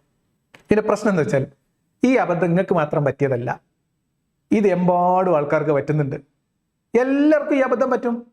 സൂറത്തു തൗബയുടെ ആയത്ത് ഓതിയിട്ട് വിമർശനം ഉന്നയിക്കുമ്പോൾ അതിന് മറുപടി പറയുന്ന സകല മനുഷ്യന്മാർക്കും ഇതേ അബദ്ധം പറ്റും. അവര് തൗബയെന്ന് ഒരൊറ്റ ചാട്ടാണ് എങ്ങോട്ട് അറിയും, ബക്കറയിലേക്ക്. സൂറത്തുൽ ബക്കറ. ബക്കറ എവിടെ കിടക്കണം, തൗബ എവിടെ കിടക്കണം? നമുക്കൊന്ന് പോയേക്കാം എന്താ കഥ. സംഭവിച്ചൊരു അബദ്ധം എന്നുള്ളത് തന്നെയാണ് പറയാം. പിന്നെ സൂറത്ത് തൗബയിലും ഇതേ രൂപത്തിൽ കണ്ടെടുത്ത് വെച്ച് കൊല്ലുക എന്ന് പറയുന്ന സംഭവമുണ്ട്. അപ്പൊ അവിടെ എന്ത് ചെയ്തിട്ടുണ്ട്, ഈ യുദ്ധം നിഷിദ്ധമാക്കിയപ്പെട്ട 4 മാസങ്ങളെ കുറിച്ച് പറയുന്നുണ്ട്. അതും ഇതും മിക്സ് ആയി പോയി. ഞാൻ പറഞ്ഞപ്പോൾ അത് മിക്സ് ആയി പോയി എന്നുള്ളതാണ്. അതൊരു അബദ്ധം തന്നെയാണ്, മാനസികമായി പറ്റിയിട്ടുള്ള ഒരു അബദ്ധം തന്നെയാണ്. ഒരു മനുഷ്യൻ ഇത്രയും കാര്യമായ സ്ഥിതിക്ക് തൗബയിലും ഇപ്പൊ അങ്ങനെ ഒരു സാധനം കണ്ടിരുന്നു. അദ്ദേഹം ഉദ്ദേശിച്ച ബക്കറയിലാണ്, പക്ഷേ തൗബയിൽ നോക്കുമ്പോൾ അവിടെ ഉണ്ട് പറഞ്ഞോ, യാദൃശ്ചികം കാര്യമാക്കണ്ട, വിട്ടുകൊടുക്കാം. പക്ഷെ അവിടെയാണെങ്കിലും നമുക്ക് കാണാൻ സാധിക്കുന്നത് സൂറത്തു തൗബയിൽ ഈ സൂറത്തുൽ ബക്കറയിലുള്ളത് ഈ പറഞ്ഞ പോലെ യുദ്ധം നടക്കുന്ന സന്ദർഭത്തിലാണ്. എന്നാൽ സൂറത്തു തൗബയിലുള്ള കാര്യം എന്താണെന്ന് ചോദിച്ചാൽ തഫ്സീറുകളിൽ തന്നെ നമുക്ക് പരിശോധിച്ച് നോക്കാം. കരാറ് ലംഘിച്ചതുമായി ബന്ധപ്പെട്ടുകൊണ്ടാണ് ഈ തൗബയിലുള്ള ആയത്ത്. അതായത് ഒരുമിച്ച് ജീവിക്കാം എന്നുള്ള കോ എക്സിസ്റ്റൻസുമായി ബന്ധപ്പെട്ടുള്ള ഒരു കരാറ് അവിടെ ഉണ്ടാവുകയും ആ കരാറ് ലംഘിച്ചതുമായി ബന്ധപ്പെട്ടുകൊണ്ട് കരാർ ലംഘിച്ചവർക്കുള്ള ശിക്ഷ എന്ന രൂപത്തിലാണ് എന്ത് ചെയ്യുന്നത് ഈ തൗബയിലുള്ള പിന്നെ ഫഖ്തുലൂഹും എന്ന് പറയുന്ന ആ കാര്യമുള്ളത്. എന്ത് മണ്ടത്തരാണ് കാണിക്കുന്നത് എൻ്റെ പൊന്നാര ബാസിലെ. അബദ്ധം പറ്റിയതാണ്, ഇത് അങ്ങോട്ടും ഇങ്ങോട്ടും മാറിയതാണ്, അവിടെ നിർത്തണ്ടേ? പിന്നെ ഈ പറഞ്ഞ തൗബക്ക് വേറൊരു വിശദീകരണം എന്തിനാ നിങ്ങൾ കൊടുക്കണേ? കാരണം സൂറത്ത് തൗബ അല്ലല്ലോ നിങ്ങൾ ഉദ്ദേശിച്ചത്. വിമർശകർ പറയുന്നതും സൂറത്ത് തൗബ അല്ല. നിങ്ങൾ എന്തായാലും ഉദ്ദേശിച്ചത് സൂറത്ത് തൗബ അല്ല, നിങ്ങൾ ഉദ്ദേശിച്ചത് ബക്കറയിലെ സൂറത്ത് ആയത്തല്ലേ. പിന്നെ നിങ്ങൾ എന്തിനാണ് വീണ്ടും ഇവിടെ ഇതുപോലത്തെ ഒരു കുടുക്കിലേക്ക് വീണ്ടും നിങ്ങൾ എടുത്തു ചാടുന്നത്? എന്താ നിങ്ങൾ പറഞ്ഞത്? കോ എക്സിസ്റ്റൻസുമായി ബന്ധപ്പെട്ട ഒരു ട്രീറ്റി ആരുമായിട്ട്, മക്കയിലെ ഖുറൈശികളുമായിട്ട് മുഹമ്മദിന് ഒരു ട്രീറ്റി ഉണ്ടായിരുന്നു. ആ ട്രീറ്റി ലംഘിച്ചപ്പോൾ അവർക്ക് കൊടുക്കേണ്ട ശിക്ഷകളെ കുറിച്ചാണ് സൂറത്ത് തൗബയിൽ പറയുന്നത്. പക്ഷെ യുദ്ധസന്ദർഭം എന്ന് നേരത്തെ വീഡിയോയിൽ അദ്ദേഹം പറഞ്ഞതാ, അത് ബക്കറയിത്തെ. അപ്പൊ അൽ ബക്കറയിലേത് പിന്നെ യുദ്ധം നടന്നുകൊണ്ടിരിക്കുമ്പോൾ യുദ്ധക്കളത്തിൽ ഉള്ള കാര്യമാണ്, അവിടെ കണ്ടെടുത്ത് വെച്ച് കൊന്നോളൂ എന്ന് പറഞ്ഞത്. അതേ സമയത്ത് സൂറത്ത് തൗബയിൽ പറഞ്ഞത് 5-ാം വചനത്തിൽ പറയുന്നത് അവിടെ കോ എക്സിസ്റ്റൻസുമായിട്ടുണ്ടായിരുന്ന ഒരു ട്രീറ്റി ലംഘിച്ച ഖുറൈശികളെ അവർക്ക് കൊടുക്കേണ്ട ശിക്ഷയെക്കുറിച്ച് പ്രതിപാദിക്കുന്നിടത്താണ്. അപ്പോൾ ഒരിടത്ത് യുദ്ധം, ഒരിടത്ത് കരാർ ലംഘനം, കരാർ ലംഘനം യുദ്ധം, യുദ്ധം കരാർ ലംഘനം. സ്വാഭാവികം ഇത് അങ്ങോട്ടും ഇങ്ങോട്ടും മാറിപ്പോകും. കാരണം ഇത് രണ്ടും തന്നെയല്ലേ ഉള്ളൂ പറയാന്. എന്തിനാ യുദ്ധം ചെയ്തത്? കരാർ ലംഘിച്ചതുകൊണ്ട്. ഇതാണ് ന്യായം. ഇത് നിങ്ങളിപ്പോൾ ഒന്നും അയച്ചാൽ ഒരു കൊല്ലല്ല, ഒരു മാസമല്ല, ഒരു 10 കൊല്ലം കുത്തിയിരുന്ന് കിതാബുകൾ ഉപയോഗിച്ച് കെട്ടഴിച്ചാൽ അഴിയാത്ത ഒരു ഊരാക്കുടുക്കാണ് ഇപ്പോൾ അബ്ദുള്ള അബ്ബാസിൽ ഇട്ട് വെച്ചിരിക്കുന്നത്. സൂറത്തു തൗബ കരാർ ലംഘനവുമായി ബന്ധപ്പെട്ട് നിങ്ങൾ നമ്മുടെ ശുക്ർ വരിക്കോടനുമായിട്ട് ചേർന്നിരുന്നിട്ടാണ് പിന്നെ യുദ്ധകളത്തിൽ നിന്ന് നേരെ കരാറിന്റെ കോളത്തിലേക്ക് ചാടിയത്. അതുകൊണ്ട് ഞങ്ങളോട് ചോദിക്കണം, ശുക്ർ വരിക്കോടനോട് ഞാൻ പണ്ട് ചോദിച്ചിരുന്നു ഏത് കരാറ് എന്ന്. അതേ ചോദ്യം ഞാൻ താങ്കളോട് വീണ്ടും ആവർത്തിക്കുന്നു. മക്കക്കാരുമായിട്ട് മുഹമ്മദ് ഉണ്ടാക്കിയ ഒരുമിച്ച് ജീവിക്കുക, അല്ലെങ്കിൽ ഒരുമിച്ച് സഹകരിച്ച് മുന്നോട്ട് പോവുക, നമുക്ക് ഒരുമിച്ച് നിലനിൽക്കാം എന്ന തരത്തിൽ മുഹമ്മദ് ഉണ്ടാക്കിയ കരാർ ഏതാണ്? സൂറത്തു തൗബ ഇറങ്ങാൻ അവതരിക്കാൻ ഇടയാകുമാറ് മക്കക്കാർ നടത്തിയ കരാർ ലംഘനം എന്ന് നിങ്ങൾ പറയണ്ടല്ലോ, ആ ലംഘിച്ച കരാർ ഏതായിരുന്നു? അത് നിങ്ങൾ അടുത്ത വീഡിയോയിൽ പറയണേ. ഏത് കരാർ? കഴിഞ്ഞ തവണ ഞാൻ നിങ്ങളോട് ചോദിച്ചു ഏത് യുദ്ധം. അപ്പൊ നിങ്ങൾ പറഞ്ഞു ആ യുദ്ധമല്ല, യുദ്ധം മറ്റേ സൂറത്തു തൗബയിൽ അല്ല, അത് ബക്കറയിലെ 191, അവിടെ യുദ്ധമാണ്, ഇവിടെ കരാറാണ്. അപ്പൊ ഞാൻ നിങ്ങളോട് ഇപ്പൊ ചോദിക്കുന്നു ഏത് കരാർ? വെറുതെ കരാറ് പറഞ്ഞ കാര്യമല്ലോ, ഏത് കരാറ്? നിങ്ങൾ അടുത്ത വീഡിയോയിൽ വിശദമായി മറുപടി തരും എന്ന് പ്രതീക്ഷിക്കുന്നു. അപ്പൊ നമ്മുടെ ശുക്കൂർ വരിക്കോടൻ സഹായിച്ചു കൊടുക്കുകയാണ്. ഇനി ഇതൊക്കെ ആണെങ്കിലും ഇതിലൊരു പോയിന്റ് എന്താണെന്ന് വെച്ചാൽ, ഇങ്ങനെയൊക്കെ ആണെങ്കിലും ഇതൊന്നും വെറുതെ നടക്കുന്ന മുശ്രിക്കുകളെ കൊല്ലാനുള്ളതല്ല എന്നാണ്. അതുകൂടി കേട്ടോളൂ. അപ്പോൾ ഒരു ഭാഗത്തുള്ളത് യുദ്ധക്കളത്തിൽ വെച്ച് എതിരാളിയെ കൊല്ലുന്നതാണ്, മറുഭാഗത്ത് ഈ കരാർ ലംഘിച്ചവരോട് തിരിച്ചുള്ള മറുപടിയും അവിടെ നമുക്ക് കാണാൻ സാധിക്കും. ഇലല്ലദീന ആഹത്തും മിനൽ മുശ്രിക്കീൻ, ആ ഒരു കരാറിൽ നിന്നും എന്ത് ചെയ്തിട്ടുണ്ട്, ഒരു ഒഴിവായിരിക്കുന്നു എന്നുള്ള ആ ഒരു കാര്യം പറയുകയും, അങ്ങനെ കരാറ് ലംഘനവുമായി ബന്ധപ്പെട്ടിട്ടുള്ളതാണ് തൗബയിലുള്ളത്. അതേപോലെ തന്നെ യുദ്ധക്കളത്തിൽ വെച്ചിട്ടുള്ളതാണ് ബക്കറയിലുള്ളത്. അപ്പൊ ഇതിൽ രണ്ടും നേരത്തെ പറഞ്ഞത് രണ്ടും 2 സന്ദർഭത്തിലാണ് ശരി, ആയിക്കോട്ടെ. നമ്മൾ ഇവിടെ വെച്ച് ചോദിക്കുന്നത് ഏത് കരാർ എന്നാണ്. സൂറത്തു തൗബയിൽ 5-ാം വചനം അവതരിക്കാനിടയായ കരാർ ഏതായിരുന്നു? എന്തായിരുന്നു ലംഘനം? ഞാൻ ഒന്നുകൂടി പറഞ്ഞുതരാം. പണ്ട് ആളുകൾ ഈ ബനു ഖുറൈളയായിട്ടുണ്ടായിരുന്ന കരാർ ഏതായിരുന്നു എന്ന് ചോദിച്ചപ്പം ചില വിശ്വാസികൾക്ക് അബദ്ധം പറ്റിയത് മദീന പാക്ട് ആണെന്ന് പറഞ്ഞു. അങ്ങനത്തെ അബദ്ധങ്ങളൊന്നും ഇനി അടുത്ത വീഡിയോയിൽ ഹുദൈബിയ സന്ധി എന്നും പറഞ്ഞിട്ട് അബദ്ധം ഉണ്ടാക്കാൻ നിൽക്കണ്ട. എന്നിപ്പോൾ തന്നെ പറഞ്ഞുതരാം. ഓക്കെ, ഹുദൈബിയ സന്ധി ആയിരുന്നു എന്ന് പറഞ്ഞ് വരണ്ട, അത് ഭയങ്കര ബുദ്ധിമുട്ടായിരിക്കും എന്ന് നിങ്ങളോട് പറയാം. ഇനി അതന്നെയാണ് നിങ്ങൾക്ക് ഉറപ്പിന് നിങ്ങൾ പറഞ്ഞോളി. അപ്പം നമുക്ക് ഹുദൈബിയ സന്ധി പരിശോധിക്കാം. ഓക്കെ, അപ്പം നിങ്ങൾ അവിടെ പറയേണ്ടത് ഇനി സൂറത്തുൽ ബഖറയിൽ ഉണ്ടായിരുന്ന 192ന്റെ പശ്ചാത്തലം എന്ന് പറയുന്നത് യുദ്ധമാണ്. അത് യുദ്ധക്കളത്തിലാണ്, ഇത് കരാർ ലംഘനം. അപ്പൊ വീണ്ടും ഞാൻ ചോദ്യം ആവർത്തിക്കുന്നു. സൂറത്തുൽ ബഖറയിൽ 191-92 വചനങ്ങൾ അവതരിച്ചപ്പോൾ മുഹമ്മദും സംഘവും ഏത് യുദ്ധക്കളത്തിലായിരുന്നു? ചോദ്യം നമ്പർ 2. ഈ 2 ചോദ്യങ്ങൾ കൃത്യമായിട്ട് മനസ്സിലായിട്ടുണ്ടാവും എന്ന് വിചാരിക്കുന്നു. ആ ചോദ്യത്തിന് മാത്രം മറുപടി പറഞ്ഞാൽ മതി, ബാക്കിയൊക്കെ വിട്ടാളി. സമയം കൂടുതലുകൊണ്ട് നിങ്ങൾക്ക് കാണാൻ പറ്റില്ല എന്നൊക്കെ അറിയാം. അപ്പോൾ ആരെങ്കിലുമൊക്കെ ഈ ഭാഗം ഒന്ന് അദ്ദേഹത്തിന് എത്തിച്ചു കൊടുക്കുക. 2 ചോദ്യങ്ങളാണുള്ളത്. ഇപ്പം നിങ്ങൾ പറയുന്ന മലക്കം മറിച്ചിലിൽ ഇപ്പം നിങ്ങൾ തൗബ എന്ന് പറയുന്നത് കരാർ ലംഘനവും അൽ ബഖറയാണ് നിങ്ങൾ ഉദ്ദേശിച്ചത്, അതാണ് യുദ്ധക്കളം എന്നതുകൊണ്ട് ഉദ്ദേശിച്ചത്. അപ്പോൾ അത് യുദ്ധം. അപ്പോൾ ഞാൻ ചോദിക്കുന്നു, സൂറത്ത് തൗബയുടെ പശ്ചാത്തലം വിശദീകരിക്കുന്നിടത്ത് പരാമർശിക്കപ്പെട്ട കരാർ, നിങ്ങൾ പറഞ്ഞ കരാർ ഏതാണ്? നടത്തിയ ലംഘനം എന്താണ്? രണ്ടാമത്തത്, സൂറത്തുൽ ബഖറയിൽ ഇപ്പം നിങ്ങൾ പറയുന്ന യുദ്ധം, ആ യുദ്ധ സന്ദർഭത്തിൽ ഇറങ്ങിയെന്ന് പറയുന്നു, അത് യുദ്ധക്കളത്തിലാണ് കണ്ടവനെ കൊല്ലേണ്ടതെന്ന് പറയുന്നു. ശരി, എങ്കിൽ അത് ഏത് യുദ്ധമായിരുന്നു? 2 ചോദ്യം. ഇനി നമ്മുടെ സഹകാരിയുടെ ചില താങ്ങും കൂടിയുണ്ട്, അതുകൂടി കേൾക്കാം. ഇവിടെ ഞാൻ പറയുന്നത് വെച്ചാൽ ഇത് രണ്ടിലും എന്തില്ല, വെറുതെ നിൽക്കുന്ന ഒരാളെ അല്ലെങ്കിൽ ഒരാള് അവിശ്വാസിയാണെന്നുള്ള പേരിൽ കൊല്ലാനല്ല പറയുന്നത്. അവരുടെ കള്ളപ്രചാരണത്തിന് ഒന്നും വരുന്നില്ല. അപ്പം വെറുതെ ഇരിക്കുന്ന ഒരാളെ, ഇവരുടെ പ്രചാരണം എന്താണ്? ഒരു അമുസ്ലിമിനെ കണ്ടാൽ കൊല്ലണം, അങ്ങനെയല്ല. ഒന്ന് യുദ്ധക്കളത്തിൽ കൊല്ലുന്നതിനെ കുറിച്ചാണ്, മറ്റേത് കരാർ ലംഘിച്ചതുമായി ബന്ധപ്പെട്ടുള്ള ശിക്ഷയുമായി ബന്ധപ്പെട്ടുള്ളതാണ്. അതിൽ തന്നെ ആ ശിക്ഷ പറഞ്ഞതിന് ശേഷം തന്നെ ബഹുദൈവ വിശ്വാസികളുടെ കൂട്ടത്തിൽ നിങ്ങൾ കരാറിൽ ഏർപ്പെടുകയും പിന്നെ അതിൽ യാതൊരു ന്യൂനതയും വരുത്താതിരിക്കുകയും ചെയ്യുന്നവർ, അവരെ സംബന്ധിച്ചിടത്തോളം അവർക്ക് അഭയം കൊടുക്കുന്നതും ആ കാര്യങ്ങളെല്ലാം തൊട്ടടുത്ത ആയത്തിൽ തന്നെ പറയുകയും ചെയ്യുന്നുണ്ട്. വീണ്ടും അബദ്ധങ്ങളിലേക്ക് പോവാണ്. കരാർ പിന്നെ ആരൊക്കെ പാലിക്കുന്നു അവർക്കൊക്കെ അഭയം കൊടുക്കുന്നതിനെ കുറിച്ചൊക്കെ സൂറത്തു തൗബയിൽ പറയുന്നുണ്ട്. കരാർ ലംഘനമാണ്. അപ്പൊ വെറുതെ നടക്കുന്ന ആൾക്കാരെ മുശ്രിക്കുകളെ ഒന്ന് കാണുന്നിടത്ത് വെച്ച് കൊല്ലണം എന്നല്ല. നമ്മുടെ കള്ളപ്രചാരണം അപ്പോഴും ശരിയാവുന്നില്ല. എൻ്റെ വീഡിയോക്ക് കുത്തിയിരുന്ന് മറുപടി പറയുകയാണെന്ന് ആലോചിക്കണം. എൻ്റെ വീഡിയോയിൽ എവിടെയെങ്കിലും ഇരിക്കുന്ന മുശ്രിക്കിനെ കാണുന്നിടത്ത് വെച്ച് കൊല്ലണം എന്ന് ഖുർആൻ വചനത്തിന് അർത്ഥമുണ്ട് എന്ന് ഞാൻ പറഞ്ഞിട്ടുണ്ടോ? എനിക്കാണല്ലോ നിങ്ങൾ മറുപടി പറയുന്നത്. അങ്ങനെ ഞാൻ പറഞ്ഞിട്ടുണ്ടെങ്കിൽ അത് കേൾപ്പിച്ചിട്ട് വേണ്ടേ നിങ്ങൾ മറുപടി പറയാൻ? നിങ്ങൾ ഇവിടെ ഈ ഖുർആൻ വചനത്തിന് ഇപ്പൊ നിങ്ങൾ ഉണ്ടാക്കി വെച്ച ഈ ക്യാപ്സ്യൂളും അധിക കാലം ആയുസില്ലാത്ത, പെട്ടെന്ന് എക്സ്പയർ ആയി പോകുന്നതാണ് എന്ന ഉത്തമ ബോധ്യമുള്ളത് കൊണ്ടാണ് അവിടെ നിങ്ങൾ ഇങ്ങനെ ഒരു ജാമ്യം എടുക്കുന്നത്. എന്ത് അങ്ങനെയാണെങ്കിലും വെറുതെ നിൽക്കുന്നവരെ കൊല്ലാൻ പറ്റൂല. ഇത് ഒരിടത്ത് യുദ്ധം, ഒരിടത്ത് കരാർ ലംഘനം. നല്ല ഐഡിയ. എന്നിട്ട് വീണ്ടും തൗബയിൽ കുരുങ്ങാൻ പോവാ. വേണ്ട, ഞാൻ പിന്നെ അബ്ദുൽ അബ്ബാസിനെ വിട്ട് സൂറത്ത് തൗബയിൽ 5-ാം വചനത്തുമെന്ന് ഞാൻ നിങ്ങളെ സലാമത്താക്കി. നിങ്ങളെ അതുമായിട്ട് ബന്ധപ്പെട്ട് നിങ്ങളോട് ചോദിക്കൂല. കാരണം സൂറത്തു തൗബയിലെ 5-ാം വചനം അവതരിച്ചത് യുദ്ധ സന്ദർഭത്തിലല്ല എന്ന് അബ്ദുൽ അബ്ബാസിൽ ഇവിടെ പറഞ്ഞു കഴിഞ്ഞു. അതിൽ നിങ്ങൾക്ക് ആർക്കും സംശയമില്ലല്ലോ. അപ്പൊ വിശ്വാസികൾ നല്ല ശ്രദ്ധിച്ചു കേൾക്കുക. ഇത്രയും കാലം നമ്മുടെ നാട്ടിലുള്ള സകല മനുഷ്യരും പറഞ്ഞുകൊണ്ട് നടന്നത് യുദ്ധ സന്ദർഭത്തിൽ, യുദ്ധക്കളത്തിൽ, യുദ്ധമുഖത്ത് എതിർ സൈന്യത്തെ കൊലപ്പെടുത്തുന്നതിനെ കുറിച്ചാണ് സൂറത്തു തൗബയിലെ 5-ാം വചനം പറഞ്ഞത് എന്ന് പറയാത്ത ഒരു വിശ്വാസിയും ഉണ്ടാവില്ല. ഏത് വിശ്വാസികളും നിങ്ങളോട് ചോദിച്ചു നോക്കി, അവർ സൂറത്തു തൗബയിൽ 5-ാം വചനം പറഞ്ഞാൽ അതൊക്കെ യുദ്ധ സന്ദർഭത്തിൽ ഇറങ്ങിയതാണ് എന്ന് പറയും. എന്തായാലും ഒരു കാര്യം സലാമത്തായി, സൂറത്തു തൗബ യുദ്ധ സന്ദർഭത്തിലല്ല എന്ന് നവതാഴികൾ ഇവിടെ തുറന്ന് സമ്മതിച്ചു കഴിഞ്ഞു.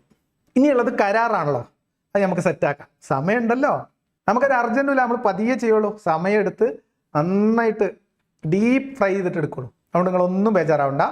അപ്പോൾ സൂറത്തു തൗബയിലെ 5-ാം വചനം യുദ്ധ സന്ദർഭത്തിലല്ല, കരാർ ലംഘനമാണ്. അത് ഏത് കരാറായിരുന്നു എന്ന് അബ്ദുൽ അബ്ബാസിൽ പറഞ്ഞാൽ നമ്മൾ അതിനെക്കുറിച്ച് അപ്പം സംസാരിക്കും. അതുവരെ നമ്മൾ ചോദിക്കുന്ന ചോദ്യം എയറിലുണ്ട്, അല്ലെങ്കിൽ അത് ഉത്തരം കിട്ടാതെ അവിടെ അലയുന്നുണ്ട് അനാഥപ്രേതം പോലെ. ഏത് കരാർ? ആ കരാറിന്റെ പേര് മാത്രമെങ്കിലും അബ്ദുൽ അബ്ബാസിലും ശുക്കൂർ വരിക്കോടനും കൂടിയും നമ്മളോട് പറയണം. വാട്സപ്പ് അയച്ചു തന്നാലും മതി, ഞാൻ ആരോടും പറയില്ല എന്നാണ് നിങ്ങളോട് രണ്ടാളോട് പറയുള്ളത്. രണ്ടാളടുത്തും എൻ്റെ നമ്പർ ഉണ്ട്, അതുകൊണ്ട് പറഞ്ഞത്. ഓക്കെ, വെച്ച് കൊന്നുകളയുക, അവരെ പിടികൂടുകയും വളയുകയും അവർക്ക് വേണ്ടി പതിയിരിക്കാവുന്നിടത്തെല്ലാം പതിയിരിക്കുകയും ചെയ്യുക. ഞാൻ ഭയമുണ്ട് എനിക്ക്. ഇനി ഞാൻ നേരത്തെ പറഞ്ഞിടത്തേക്ക് വരികയാണ്. അബ്ദുൽ അബ്ബാസിൽ ഇപ്പൊ ഇവിടെ നടത്തിയ നാടകം ശുദ്ധമായ പൊറാട്ട് നാടകമാണ്. അബ്ദുൽ അബ്ബാസിന് ഒരു അബദ്ധവും പറ്റിയതല്ല. അബ്ദുൽ അബ്ബാസിൽ ഉദ്ദേശിച്ചത് സൂറത്തുൽ ബഖറയിലെ വചനവുമല്ല എന്നതിലേക്കുള്ള തെളിവാണ് ഞാൻ തരാം. കാരണം RV ബാബുവും അലിയാർ കാസിമിയും ഒരു യൂട്യൂബ് ചാനലിൽ നടന്ന ചർച്ചയാണ് ഈ വിഷയത്തിൽ ഏറ്റവും കൂടുതൽ വൈറലായിട്ടുള്ള സാധനം. അപ്പൊ അതുകൊണ്ട് ഞാൻ നേരത്തെ നമ്മൾ ആ വീഡിയോ പരാമർശിച്ചുകൊണ്ട് പറഞ്ഞു, ഒരു ഭാഗത്ത് മുസ്ലിങ്ങൾക്കെതിരെ വെറുപ്പ് ഉൽപ്പാദിപ്പിച്ച് രാഷ്ട്രീയ ലാഭം കൊയ്യാൻ ശ്രമിക്കുന്ന ആളുകൾ ഒരു ഭാഗത്തും, ആ ഗ്യാപ്പിൽ നിന്നുകൊണ്ട് ഇസ്ലാമിന്റെ ഏറ്റവും മനുഷ്യത്വഹീനമായ ഒരു സംഭവത്തെ, ഇസ്ലാമിലെ ചരിത്രത്തിലെ ഏറ്റവും മൃഗീയമായ ഒരു സംഭവത്തെ ന്യായീകരിക്കുന്ന ന്യായീകരണവാദികൾ മറുഭാഗത്തും, അവർ തമ്മിലുള്ള കലഹത്തിൽ നമ്മൾ തൽക്കാലം ഇടപെടുന്നില്ല, അത് നമ്മൾ എന്തിനു വേണ്ടി ഇടപെടുന്നില്ല എന്നതൊക്കെ നമ്മൾ വിശദമായിട്ട് ഞാൻ പറഞ്ഞു. ആ വീഡിയോയുടെ തമ്മനയിൽ ഞാൻ കാണിച്ചു.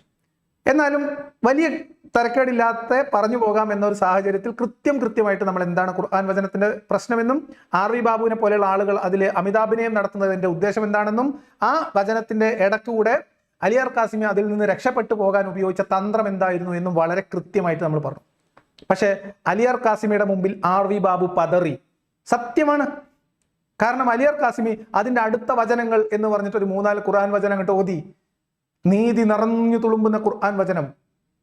അതോടുകൂടി ആർ.വി. ബാബു പറഞ്ഞു അതൊന്നും ഞാൻ പുസ്തകത്തിൽ കണ്ടിട്ടില്ല. സത്യമാണ് ആർ.വി. ബാബു പറഞ്ഞത്. ആർ.വി. ബാബു ഉദ്ദേശിച്ച ഖുർആൻ വചനത്തിനോട് ചേർന്ന് അങ്ങനെ ഒരു ഖുർആൻ വചനം ആർ.വി. ബാബു എന്നല്ലാതെ വേറെ ആര് തെരഞ്ഞാലും കിട്ടൂലെന്ന്. സംഗതി എന്താ? സൂറത്തു തൗബ ഉപയോഗിച്ചു കൊണ്ടുവരുന്ന വിമർശനങ്ങളെ അൽ ബഖറയിൽ കൊണ്ടുപോയി കെട്ടി രക്ഷപ്പെടുന്ന തന്ത്രം അബ്ദുള്ള ബാസിലിന് പറ്റിയ അബദ്ധം ഏറ്റുപറച്ചിൽ പോലെ പുതിയതല്ല. ഇത് ഇന്റർനാഷണലി റെക്കഗ്നൈസ് ചെയ്യപ്പെട്ടിട്ടുള്ള ഒരു തന്ത്രമാണ്. ഞാൻ നിങ്ങൾക്ക് കേരളത്തിൽ നിന്ന് 2 ഉദാഹരണം അതിലേക്ക് തരാം. അബ്ദുള്ള ബാസിൽ ഇപ്പൊ മലക്കം മറിഞ്ഞതിന്റെ തെളിവ് അതും നിങ്ങൾക്ക് നാഷണൽ ലെവലിൽ ഇപ്പൊ ഇന്റർനാഷണൽ ആയിട്ട് നിൽക്കുന്ന ഒരാളെടുത്ത് തരാം. ഇന്റർനാഷണൽ ഡഴവക്കാർ ഇതേ തന്ത്രം പയറ്റുന്നത് നിങ്ങൾക്ക് വേറെ ഞാൻ തരാം. ഇതൊക്കെ സമയത്തിനനുസരിച്ച് ഇന്ന് തരും. അതുകൊണ്ട് നിങ്ങൾ ആരും അക്ഷമരാവരുത്. അബ്ദുള്ള ബാസിലിനെ പറ്റിയത് അബദ്ധമാണോ അന്താരാഷ്ട്ര നുണ പറഞ്ഞതാണോ എന്ന് നമ്മൾ ഇത് അവിടെ കേൾക്കാൻ പോകണം. ഇപ്പൊ ആർ.വി. ബാബു അലിയാർ കാസിമിയുടെ മുമ്പിൽ വെച്ച ചോദ്യം സൂറത്തു തൗബയിലെ വചനമാണ് എന്ന കാര്യത്തിൽ ആർക്കെങ്കിലും സംശയമുണ്ടോ? സംശയം ഉണ്ടെങ്കിൽ ഇപ്പൊ പറയണം. സംശയമില്ലെങ്കിൽ നമ്മൾ മുന്നോട്ട് പോകും. സൂറത്തു തൗബയെ കുറിച്ച് തന്നെയാണ് ആർ.വി. ബാബു പറഞ്ഞത്. അത് ഇപ്പൊ മനസ്സിലാവാത്തവർക്ക് കുറച്ച് കഴിയുമ്പോൾ വീണ്ടും മനസ്സിലാകും. കാരണം ആർ.വി. ബാബു അദ്ദേഹത്തിന്റെ വീഡിയോയിൽ സൂറത്തിന്റെ നമ്പറും ആയത്തിന്റെ നമ്പറും പറയുന്ന കാര്യത്തിന് വേറൊരു ഉസ്താദ്, അബ്ദുള്ള ബാസിലിന് ഒരു കാലത്തും തള്ളി പറയാൻ പറ്റാത്ത ഒരു ഉസ്താദ് അബ്ദുള്ള ബാസിൽ ഇന്ന് പയറ്റുന്ന അതേ തന്ത്രം പയറ്റുന്നത് ഞാൻ നിങ്ങൾക്ക് കാണിക്കാം. അപ്പൊ എങ്ങനെ അലിയാർ കാസിമി പിന്നെ ഇയാളുടെ മുന്നിൽ നിന്ന് രക്ഷപ്പെട്ടു ഓടുന്നത് നിങ്ങൾ അതൊന്ന് കേട്ടോളി. ഈ നിലയിൽ അവരെ ഏറ്റുമുട്ടാൻ വേണ്ടി രംഗത്ത് വരുമ്പോൾ അവരോട് എന്നാലും പവിത്രമായ 4 മാസങ്ങളിൽ ഏറ്റുമുട്ടലിൽ നിന്ന് ഒഴിവായി നിൽക്കണമെന്ന് പറഞ്ഞതിന് ശേഷം ആ 4 മാസം പിന്നിട്ടാൽ അത് കഴിഞ്ഞാൽ മാത്രം അവിടെയാണ് അതിന്റെ വിശദീകരണത്തിലാണ് തൊട്ടുപുറകെ ഈ പറഞ്ഞത്. അവിടെ നിങ്ങൾ അതിരുവിടരുത്. അവർ അക്രമം നിർത്തിയാൽ ഫലാ ഉദ്വാന, ഞാൻ പച്ചയായി നിങ്ങൾക്ക് ഇതിനകത്ത് വായിക്കാൻ ഭാഗത്തിനെടുത്ത് തരാം. ഫലാ ഉദ്വാന ഇല്ല അലല്ലാലിമീൻ, അക്രമം ചെയ്തു വരുന്നവരോടല്ലാതെ നിങ്ങൾ ശത്രുത പാടില്ല എന്നൊക്കെ പറഞ്ഞ് വളരെ വ്യക്തമായി 3 പ്രാവശ്യം ദൈവത്തിന്റെ പരിധി നിങ്ങൾ ലംഘിക്കരുത്. മനസ്സിലായോ? സൂറത്തു തൗബയിൽ ആ 4 മാസം കഴിഞ്ഞാൽ എന്ന് പറഞ്ഞിട്ടാണ് ഈ സാധനം പറഞ്ഞത് എന്നും അത് അതിന്റെ വിശദീകരണത്തിൽ തൊട്ടടുത്തതായിട്ട് അതിന്റെ വിശദീകരണത്തിൽ എന്ന് പറഞ്ഞിട്ട് നേരത്തെ പിന്നെ നമ്മുടെ അബ്ദുള്ള ബാസിൽ പറഞ്ഞ ഖുർആൻ വചനങ്ങൾ ഉദ്ധരിച്ചു. ആ ഖുർആൻ വചനങ്ങൾ എവിടുത്തെയാ? സൂറത്തുൽ ബഖറയിൽ. ആർ.വി. ബാബു ചോദിച്ചത് ഏതാ? സൂറത്തു തൗബയിൽ 5. അലിയാർ കാസിമി ഓതിയത് ഏതാ? സൂറത്തുൽ ബഖറയിലെ ഇപ്പം നമ്മുടെ ബാസിൽ പറഞ്ഞ വചനം. നിങ്ങൾക്ക് മനസ്സിലായോ എന്താ അതിന്റെ ഉടായിപ്പെന്ന്? മനസ്സിലായിട്ടില്ലെങ്കിൽ ഇനിയും തരാം. അങ്ങനെ ആ വിലക്കപ്പെട്ട മാസങ്ങൾ കഴിഞ്ഞാൽ സൂറ 9:5 സംശയമൊന്നുമില്ലല്ലോ. ഇതേ പരിപാടി കുറച്ചുകൂടി വിശദമായിട്ട് കേൾപ്പിച്ചുകൊണ്ട് നമ്മുടെ സ്വന്തം അക്ബർ സാഹിബ് അതിന് മറുപടി കൊടുക്കുക. ശ്രദ്ധിച്ചു കേട്ടോളണം. ആ മറുപടിയിൽ അക്ബർ സാഹിബ് സ്വതസിദ്ധമായ ശൈലിയിൽ ചോദ്യം ഒന്ന് കുഴച്ചു മറിച്ച് വെച്ചതിന് ശേഷം ഉത്തരത്തിലേക്ക് കടക്കുമ്പോൾ സൂറത്ത് എവിടെ എത്തി? ആയത്ത് ഏതായി? നിങ്ങൾ കേട്ടോളി. 9:5 ആവുന്നതിന്റെ മറിമായം അത് അബ്ദുള്ള ബാസിലിനെ പറ്റിയ അബദ്ധമല്ല. ഇതിവരുടെ കുബുദ്ധിയാണ്, ഇതിവരുടെ കള്ളത്തരമാണ്, ഇന്റർനാഷണൽ നുണയാണിത്. ഇതിവർ സ്ഥിരം ചെയ്യുന്ന പരിപാടിയാണ്, എല്ലാവരും ചെയ്യുന്നതാണ്. പിടിക്കപ്പെടും എന്ന് ആവുമ്പോൾ തൗബയിൽ നിന്ന് ബഖറയിലേക്ക് ഓടുന്ന ഇവരുടെ മറിമായം നിങ്ങൾ കണ്ടോളി. യുദ്ധസന്ദർഭത്തെക്കുറിച്ച് വിശദീകരിക്കുന്ന വചനങ്ങളെ സന്ദർഭത്തിൽ നടത്തിയെടുത്ത് തെറ്റിദ്ധരിപ്പിക്കാൻ വേണ്ടി ശ്രമിക്കുകയാണ് ഇത്തരം ആളുകൾ. ഉദാഹരണത്തിന് ഇവിടെ പറഞ്ഞ വചനം തന്നെ നോക്കുക. ഖുർആനിലെ 2-ാമത്തെ അധ്യായം സൂറത്തുൽ ബഖറയിലെ 191 വചനം. എവിടെ എത്തി അക്ബർ സാഹിബ്? ഉദാഹരണത്തിന് ഇവിടെ പറഞ്ഞ വചനം തന്നെ എടുക്കുക. ഏത് വചനാണ് ഇവിടെ ആർ.വി. ബാബു പറഞ്ഞത്? ഏത് വചനാണ്? എന്താ നിങ്ങൾ കമന്റ് ബോക്സിൽ മിണ്ടാതിരിക്കണം? നിങ്ങൾക്ക് ഇത് കണ്ടിട്ടൊന്നും തോന്നുന്നില്ലേ? നിങ്ങൾക്ക് തോന്നുന്നത് പറയേ, നിങ്ങളുടെ അഭിപ്രായം പറയേ. നിങ്ങൾ എന്തെങ്കിലും മിണ്ടാതിരുന്ന എങ്ങനെ? ഞാൻ ഒറ്റയ്ക്ക് ഇരുന്ന് പറഞ്ഞോളൂന്ന് വിചാരിച്ചിട്ടാ? കമന്റ് ബോക്സിൽ ആക്റ്റീവായിട്ടിരിക്കൂ. വിമർശിക്കാൻ വരുന്നവരും കേൾക്കാൻ വരുന്നവരും നിങ്ങൾ ഒപ്പമുണ്ടെന്ന് അപ്പോഴല്ലേ എനിക്ക് മനസ്സിലാവുക. ഏതാ വചനം? അക്ബർ പറഞ്ഞപ്പോൾ ഏത് വചനമായി? ഇതെന്ത് മറിമായം കൂട്ടരെ? ഒന്നുകൂടി ചേർത്ത് ഒരുമിച്ച് കേട്ടോക്കിയേ, അപ്പൊ നിങ്ങൾക്ക് കാര്യം മനസ്സിലാവും. അങ്ങനെ ആ വിലക്കപ്പെട്ട മാസങ്ങൾ കഴിഞ്ഞാൽ സൂറ 9:5 ഇവിടെ പറഞ്ഞ വചനം തന്നെ നോക്കുക. ഖുർആനിലെ 2-ാമത്തെ അധ്യായം സൂറത്തുൽ ബഖറയിലെ 191-ാമത്തെ വചനം. ഇതാണ് മക്കളെ മാജിക്. നിങ്ങൾ പറയേ, ഇനി ഇത് കേട്ടിട്ട് നിങ്ങൾ പറയേ ഇത് അബദ്ധമായിരുന്നോ, അബദ്ധം പറ്റിയതാണോ, ആണോ? നിങ്ങൾ പറയും, മറുപടി പറയും, കമന്റ് ബോക്സിൽ എഴുതി അബദ്ധം പറ്റിയതാണോ. ഇപ്പോഴും അബ്ദുള്ള അബ്ബാസിന് അബദ്ധം പറ്റിയതാണ് എന്ന് വിശ്വസിക്കുന്നവരുണ്ടോ? ഉണ്ടെങ്കിൽ കമന്റ് ചെയ്യും, അല്ലെങ്കിൽ അല്ല എന്ന് പറയും. ഞാനൊന്ന് കാണട്ടെ, എന്നിട്ട് നോയിക്കോട്ടോ. ഇനി സൂറത്തു തൗബയല്ല ഞാൻ ഉദ്ദേശിച്ചത്. പക്ഷെ അബ്ദുള്ള അബ്ബാസിൽ ഒരു കാര്യത്തിൽ സത്യസന്ധനാണ്. ഇങ്ങനെ കൃത്രിമം കാണിക്കാൻ പറ്റില്ല എന്ന് അറിയാവുന്നത് കൊണ്ട്, കാരണം അതിന് ചോദ്യത്തിന് മറുപടി ഒന്നല്ലല്ലോ, പിന്നെ ഞാനാണല്ലോ ഓപ്പോസിറ്റ്. അപ്പോൾ ആ ഒരു സൂക്ഷ്മത അദ്ദേഹത്തിൻ്റെ അതിന് മുൻപത്തെ അനുഭവം കൂടി ചേർത്ത് വെച്ചിട്ടായിരിക്കാം അദ്ദേഹം ആ സൂക്ഷ്മത പുലർത്തിക്കൊണ്ടാണ് അൽ ബഖറ സൂറത്തിൻ്റെ പേര് പറഞ്ഞത്. അത് സമ്മതിച്ചു, അതെങ്കിലും നിങ്ങൾ പറഞ്ഞല്ലോ. ഇനി നിങ്ങൾ നോക്ക്, ഇദ്ദേഹം നേരത്തെ ഉദ്ധരിച്ച ഖുർആൻ വചനങ്ങൾ 9:5 വിശദീകരണം എന്ന പേരിൽ അലിയാർ കാസിമി നടത്തിയ അതേ നാടകം അക്ബർ സാഹിബ് വിശദീകരിക്കുന്ന നിങ്ങൾ കേട്ടോളി. ഈ വചനം അതൊന്നും പൂർണ്ണമായി വായിച്ചു നോക്കിയാൽ തന്നെ മനസ്സിലാവില്ലേ എന്താണ് വസ്തുത എന്ന്. ആ വചനത്തിന് മുൻപൊന്ന് വായിച്ചൂടെ? 190-ാമത്തെ വചനം എന്താണ്? വഖാതിലൂ ഫീ സബീലില്ലാഹി അല്ലദീന യുഖാതിലൂനകും വലാ തഅതദു ഇന്നല്ലാഹ ലാ യുഹിബ്ബുൽ മുഅ്തദീൻ. ഖുർആൻ പറയുന്നത് എന്താ? നിങ്ങൾ യുദ്ധം ചെയ്യണം.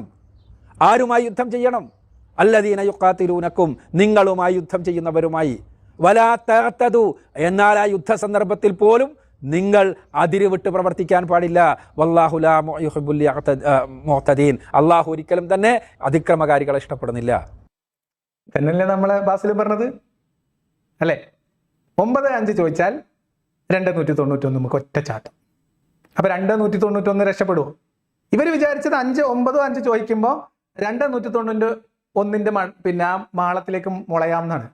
അവിടെ നിങ്ങൾ സുഖമായിട്ടിരിക്കോ, സ്വസ്ഥമായിട്ടിരിക്കോ? നമ്മൾ വരും നിങ്ങളെ കൂടെ. RV ബാബു അങ്കലാപ്പിലായതുപോലെ ഇത് ഏതാ പറയണമെന്ന് ആലോചിച്ചിരിക്കൂല. നിങ്ങൾ 291 നമുക്ക് പോയാൽ നമുക്ക് മനസ്സിലാവും. സമയക്കുറവുള്ളത് കൊണ്ടാണ്.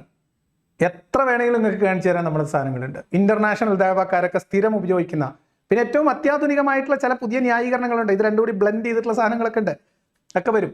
അതിലെ ഒരൈറ്റം കുറച്ച് പഴയ ആള് അബ്ദുൽ അബ്ബാസിൽ ഇപ്പൊ വന്ന് പറഞ്ഞ ഈ മറിമായം സൂറത്തു തൗബയിലേത് എന്താണ്? കരാറാണ് എന്നിപ്പോ പറഞ്ഞല്ലോ. ആ കരാറാണ് എന്ന് അബ്ദുൽ അബ്ബാസിൽ പറയുന്ന വാദം വേറൊരാൾ പറയുന്നുണ്ട്. പക്ഷെ അവിടെ അബ്ദുൽ അബ്ബാസിൽ ആദ്യം പറഞ്ഞോടെ തന്നെയാണ് അദ്ദേഹം എത്തിച്ചേരുക.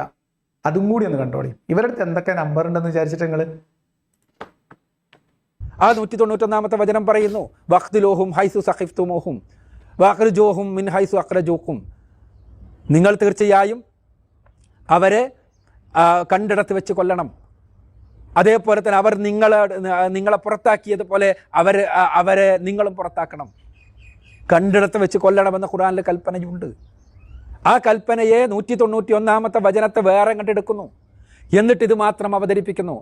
191-ാമത്തെ വചനം അല്ല സാഹിബേ RV ബാബു ചോദിച്ചത്. RV ബാബു ചോദിച്ചത് 9:5 ആണ്. നിങ്ങൾ പറയണത് 291. നിങ്ങൾക്കും അബദ്ധം പറ്റിയതാ? RV ബാബുവിന്റെ ചോദ്യത്തിന് നേർക്ക് നേർ ലൈവിലിരുന്ന് മറുപടി പറഞ്ഞ അലിയാർ കാസിമിയുടെ മുമ്പിൽ RV ബാബു ചോദിച്ചത് തന്നെയാണ് ഇപ്പം അക്ബർ മറുപടി പറഞ്ഞത്. അവിടെ ലൈവായിട്ടിരുന്ന അലിയാർ കാസിമി മറുപടി പറഞ്ഞതും 291 ഒറ്റച്ചാട്ടം ചാടിയിട്ടാണ്. ഈ നമ്പറൊക്കെ കണ്ടിരിക്കുന്ന നമ്മുടെ മുന്നിലേക്കാണ് അബദ്ധം സംഭവിച്ചപ്പം, അല്ലെങ്കിൽ അബദ്ധം എന്ന് പറഞ്ഞാൽ ഇതിമ പോയി തൊട്ടതാണ് അബദ്ധം കേട്ടോ, അല്ലാതെ പറഞ്ഞതല്ല. ഇതെനിക്കൊരു മാനുഷികമായ അബദ്ധം പറ്റിയതാണ്, ഞാൻ അങ്ങനെ ഉദ്ദേശിച്ചല്ല, ഞാൻ വാസ്തവത്തിൽ ഉദ്ദേശിച്ചത് 291 ആയിരുന്നു എന്ന് പറഞ്ഞിട്ട് ഇവിടെ വന്ന് ഉഡായിപ്പ് കളിക്കും. എന്തുകൊണ്ടാണ് ഞാൻ ഇത് പറയുന്നതെന്ന് അറിയും?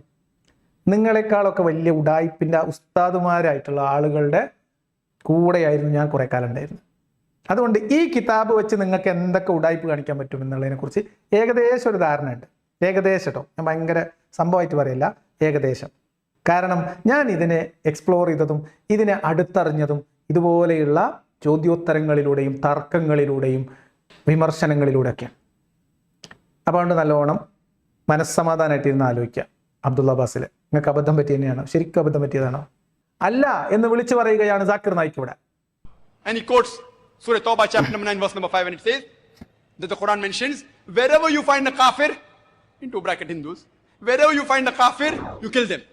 And if you open the Quran and if you read in this Quran chapter number 9 verse number 5, it does say that wherever you find a kafir, you kill him. but it is a quotation out of context. അതും out of context.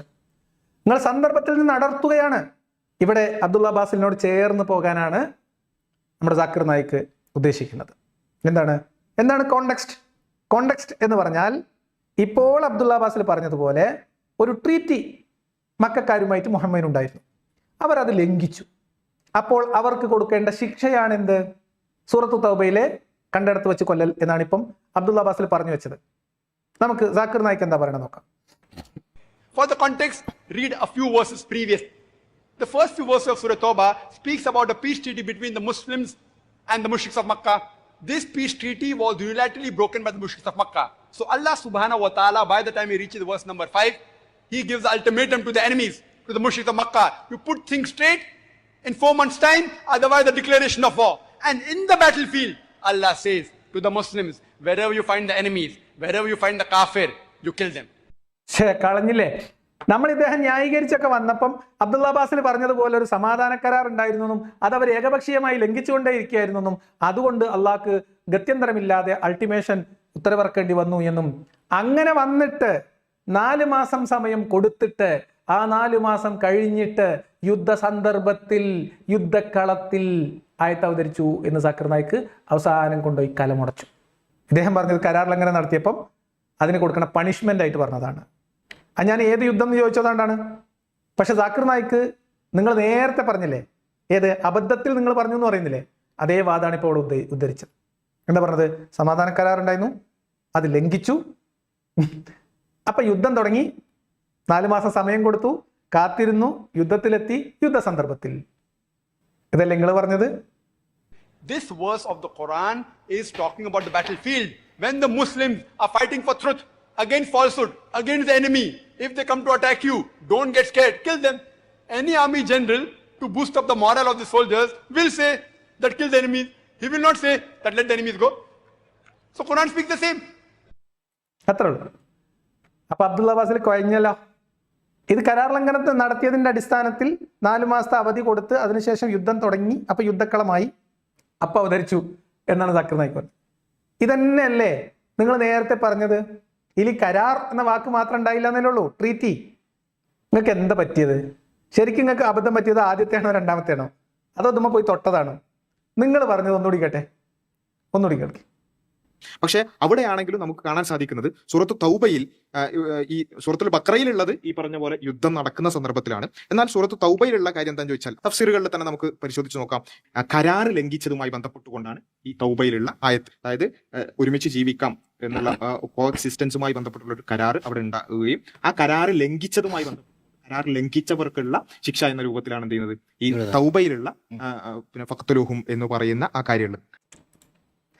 എനിക്ക് ശുക്കൂർ വരിക്കോടന്റെ മൂളൽ കേട്ടിട്ട് എന്താ തോന്നണ അറിയോ? ശരിയാണ് ബാസിലെ, നിങ്ങൾക്ക് പറ്റിയ ഈ അവസ്ഥയിൽ, നിങ്ങളുടെ അവസ്ഥയിൽ എനിക്ക് നിങ്ങളോട് സഹതാപമുണ്ട്, സഹാനുഭൂതി ഉണ്ട്. എന്താ ചെയ്യുക? അതാണ് ആ മൂളൽ. അത്രേ ഉള്ളൂ. സംഗതി എന്താന്ന് ചോദിച്ചാൽ ഇത് നിങ്ങളെ കയ്യിൽ നിന്ന് പോയി, ഓക്കെ. പക്ഷെ ഞാൻ still stand with Abdulla Basil. നിങ്ങൾ ആരൊക്കെ ഉണ്ട് അബ്ദുള്ള ബാസിന്റെ കൂടെ? നിങ്ങൾ പറയും. ഇവർ കാണിച്ച ഉടായ്പൊന്നും കാണിക്കുന്ന ആളല്ല നമ്മളെ ബാസിൽ. നമ്മളെ ബാസിൽ പറഞ്ഞാൽ സത്യസന്ധമായും ആത്മാർത്ഥമായും മാത്രം ഇസ്ലാമിനെ സമീപിക്കുകയും ഗ്രന്ഥങ്ങളുടെ ടെക്സ്റ്റും കോണ്ടെക്സ്റ്റും വചനങ്ങൾ അടർത്താതെ ദുർവ്യാഖ്യാനം ചെയ്യാതെ ശരിയായ രീതിയിലുള്ള ഇസ്ലാം ആളുകളിലേക്ക് എത്തിക്കാൻ ശ്രമിക്കുകയും ചെയ്യുന്ന ഒരു ഉത്തമനായ ദഅ്വ പ്രവർത്തകനാണ്. അദ്ദേഹത്തിന് ഒരു ദുരുദ്ദേശമില്ല. അതുകൊണ്ട് തന്നെ അദ്ദേഹം കളവ് പറഞ്ഞു എന്ന് നമ്മൾ പറയണ്ട. സംഗതി നമുക്കൊക്കെ മനസ്സിലായി, ഇത് അബദ്ധമല്ല, അന്താരാഷ്ട്ര നുണയാണെന്നൊക്കെ മനസ്സിലായി. പക്ഷെ ഒരാൾ പറയുന്നു ഇത് എനിക്ക് അബദ്ധം പറ്റിയതാണ്, ഞാൻ ഉദ്ദേശിച്ചത് 192. നമ്മൾ എന്ത് ചെയ്യണം? അയാൾ പറഞ്ഞത് വിശ്വസിക്കണം. എന്നിട്ട് അയാൾ പറഞ്ഞത് തെളിയിക്കാൻ അയാൾക്കൊരു അവസരം കൊടുക്കണം. നേരത്തെ പറഞ്ഞത് അബദ്ധമായിരുന്നു, ശരി, സമ്മതിച്ച്. അപ്പം നമ്മളെ മുന്നിലുള്ള എന്താണ്? 192ആണ്. 191 191 191 യുദ്ധ സന്ദർഭത്തിൽ ഇറങ്ങിയതാണെങ്കിൽ നമ്മൾ അബ്ദുള്ള ബാസിലിനെ സത്യസന്ധത അംഗീകരിക്കും. അബ്ദുള്ള ബാസിലിന് അദ്ദേഹത്തോട് നമ്മൾ ഐക്യപ്പെടും. തൗബ നമുക്ക് വേറെ കൈകാര്യം ചെയ്യാം. 191 ഏതെങ്കിലും ഒരു യുദ്ധ സന്ദർഭത്തിൽ ഇറങ്ങിയ വചനമാണ്, യുദ്ധക്കളത്തിൽ ഇറങ്ങിയ വചനമാണ്, യുദ്ധക്കളത്തിൽ നിങ്ങൾ കാണുന്നിടത്ത് വെച്ച് കൊല്ലോളൂ എന്ന് പറഞ്ഞ വചനമാണ് എങ്കിൽ അത് ഏത് യുദ്ധക്കളമായിരുന്നു എന്ന് നമ്മൾ പരിശോധിക്കുക. ഏത് സന്ദർഭത്തിൽ ഇറങ്ങിയതാണ് നമ്മൾ പരിശോധിക്കുക. എന്നിട്ട് അത് യുദ്ധ സന്ദർഭത്തിൽ ഇറങ്ങിയതാണെങ്കിൽ ആയിക്കോട്ടെ, ശരിക്കും അബ്ദുള്ള അബ്ബാസിലിന് അബദ്ധം പറ്റിയതായിരിക്കും. അപ്പൊ നിങ്ങൾ ഇവിടെ ലംഘിച്ച കരാർ മാത്രം പറഞ്ഞു തന്നാൽ മതി. ഇതിപ്പോ നിങ്ങൾ പോയി പെട്ടിരിക്കുന്നത് എവിടെ വെച്ചാൽ തൗബയുടെ പശ്ചാത്തലത്തിലുള്ള കരാർ ഏതാന്ന് പറയണം, 191 നടന്ന യുദ്ധം ഏതാന്ന് പറയണം, രണ്ടും പറയണം. നിങ്ങൾക്ക് വേണ്ടി 191 ഏത് യുദ്ധ സന്ദർഭത്തിൽ ഇറങ്ങിയതാണ് എന്ന് നമുക്കൊന്ന് പരിശോധിക്കാം. എല്ലാം നമ്മൾ അബ്ദുള്ള അബ്ബാസിൽ തന്നെ ചെയ്യട്ടെ എന്നാണ്. പുള്ളിക്ക് 100 കൂട്ടം പണികളാണ്, നമ്മളെ പോലെയല്ല. നമ്മൾ ഒരു പണിയില്ലാണ്ട് കുത്തിരിക്കാന്നാണ് പുള്ളിയുടെ ഒരു വാദം. ആയിക്കോട്ടെ, അത് സാരല്ല, പോട്ടെ. അപ്പം നമുക്ക് എന്ത് ചെയ്യാം, അബ്ദുള്ള അബ്ബാസിന് വേണ്ടി 191 പശ്ചാത്തലം ഏതാ എന്നൊന്ന് നോക്കാം. ചിലപ്പോൾ ശരിയായിരിക്കും, നമ്മൾ എന്തിനാണ് വെറുതെ. ഞാൻ വായിക്കട്ടെ, ഞാൻ കണ്ണെടുത്ത് വെക്കട്ടെ, എന്തെങ്കിലുമൊന്നും മിണ്ടാത്ത. അപ്പോൾ നമുക്കൊന്ന് വായിച്ചു നോക്കാം. അബ്ദുള്ള അബ്ബാസിൽ നമ്മളോട് നേരത്തെ പറഞ്ഞു വെച്ചാൽ 291 പുള്ളി ഉദ്ദേശിച്ചത്. ഒരു 3 വചനം മേപ്പെട്ട് വായിക്കാൻ പറഞ്ഞിട്ടുണ്ട്. അപ്പോൾ 291 അതിൻ്റെ മുമ്പത്തെ ഒരു 3 വചനം കൂടി വായിക്കാം. അപ്പോൾ 190, 89, 88 നമ്മൾ പോകണോ? വേണ്ട, 89 തുടങ്ങാം. നിങ്ങൾക്ക് സ്ക്രീനിൽ ഇപ്പോൾ കാണുന്നത് 89 മുതലായിരിക്കും എന്ന് ഞാൻ വിചാരിക്കുകയാണ്. അപ്പോൾ അതുകൊണ്ട് നമുക്ക് 89, 90, 91, 92 ഈ 4 വചനങ്ങൾ നമുക്ക് വായിക്കാം. നിങ്ങൾ വായിച്ചോളൂ കേട്ടോ എൻ്റെ കൂടെ, ഞാൻ വായിക്കാം. എനിക്ക് ചിലപ്പോൾ അക്ഷരത്തെറ്റൊക്കെ പറ്റും, മനുഷ്യനല്ലേ, അബദ്ധം പറ്റിയല്ലോ. ഒന്നും കാര്യമാക്കണ്ട, നിങ്ങൾ വായിച്ചോളി. 189 എന്താണ് പറയണത്? 189 വായിച്ചാൽ നമുക്ക് മനസ്സിലാകും ഇത് യുദ്ധ സന്ദർഭത്തിൽ ഇറങ്ങിയതാണ് എന്നാണ് ഇത് പറഞ്ഞത്. അപ്പോൾ ഞാൻ ഇപ്പോൾ നിങ്ങൾക്ക് മുന്നിൽ വെച്ചിരിക്കുന്നത് ഇമാം റാസിയുടെ തഫ്സീറുൽ കബീർ മലയാളത്തിൽ പരിഭാഷപ്പെടുത്തിയിട്ട് ഇവിടെ ലഭ്യമാണ്. അതാണ് ഞാൻ എടുക്കുന്നത് കേട്ടോ. കാരണം അമാനി മൗലവിയൊക്കെ ഈ ഭാഗം വിശദീകരിച്ചാൽ കുഴയും എന്നുള്ളത് കൊണ്ട് ഈ ഭാഗം സ്കിപ്പ് ചെയ്ത് വിട്ടിട്ടുണ്ട്. അതുകൊണ്ട് അതിൽ കിട്ടാനില്ലാത്തത് കൊണ്ടാണ്. പിന്നെ നമ്മൾ മൗദൂദിനെടുത്ത് നിങ്ങൾക്ക് ഇഷ്ടപ്പെടില്ല, അതുകൊണ്ടാണ് റാസിയുടെ തഫ്സീറുൽ കബീറിൻ്റെ മലയാളം പരിഭാഷ എടുത്ത്. അതാകുമ്പോൾ വലിയ കുഴപ്പമില്ലല്ലോ. അപ്പം നമ്മൾ പോവാം, നിങ്ങൾ ഇതിൻ്റെ കൂടെ വായിച്ചോളിട്ടാ. നമ്മൾ ജ്യൂസ് ഉസ്താദ് ചോദിക്കുന്ന പോലെ 189 അൻസാറുകളിൽപ്പെട്ട മുആദ് ബിൻ ജബൽ, സഅലത്ത് ബിൻ ഗനം എന്നിവർ നബിയോട് കാലഗതിക്കനുസരിച്ചുള്ള ചന്ദ്രന്റെ വ്യത്യാസത്തെക്കുറിച്ച് ചോദിച്ചപ്പോഴാണ് ഈ സൂക്തം അവതരിച്ചത്. എന്താ സൂക്തം?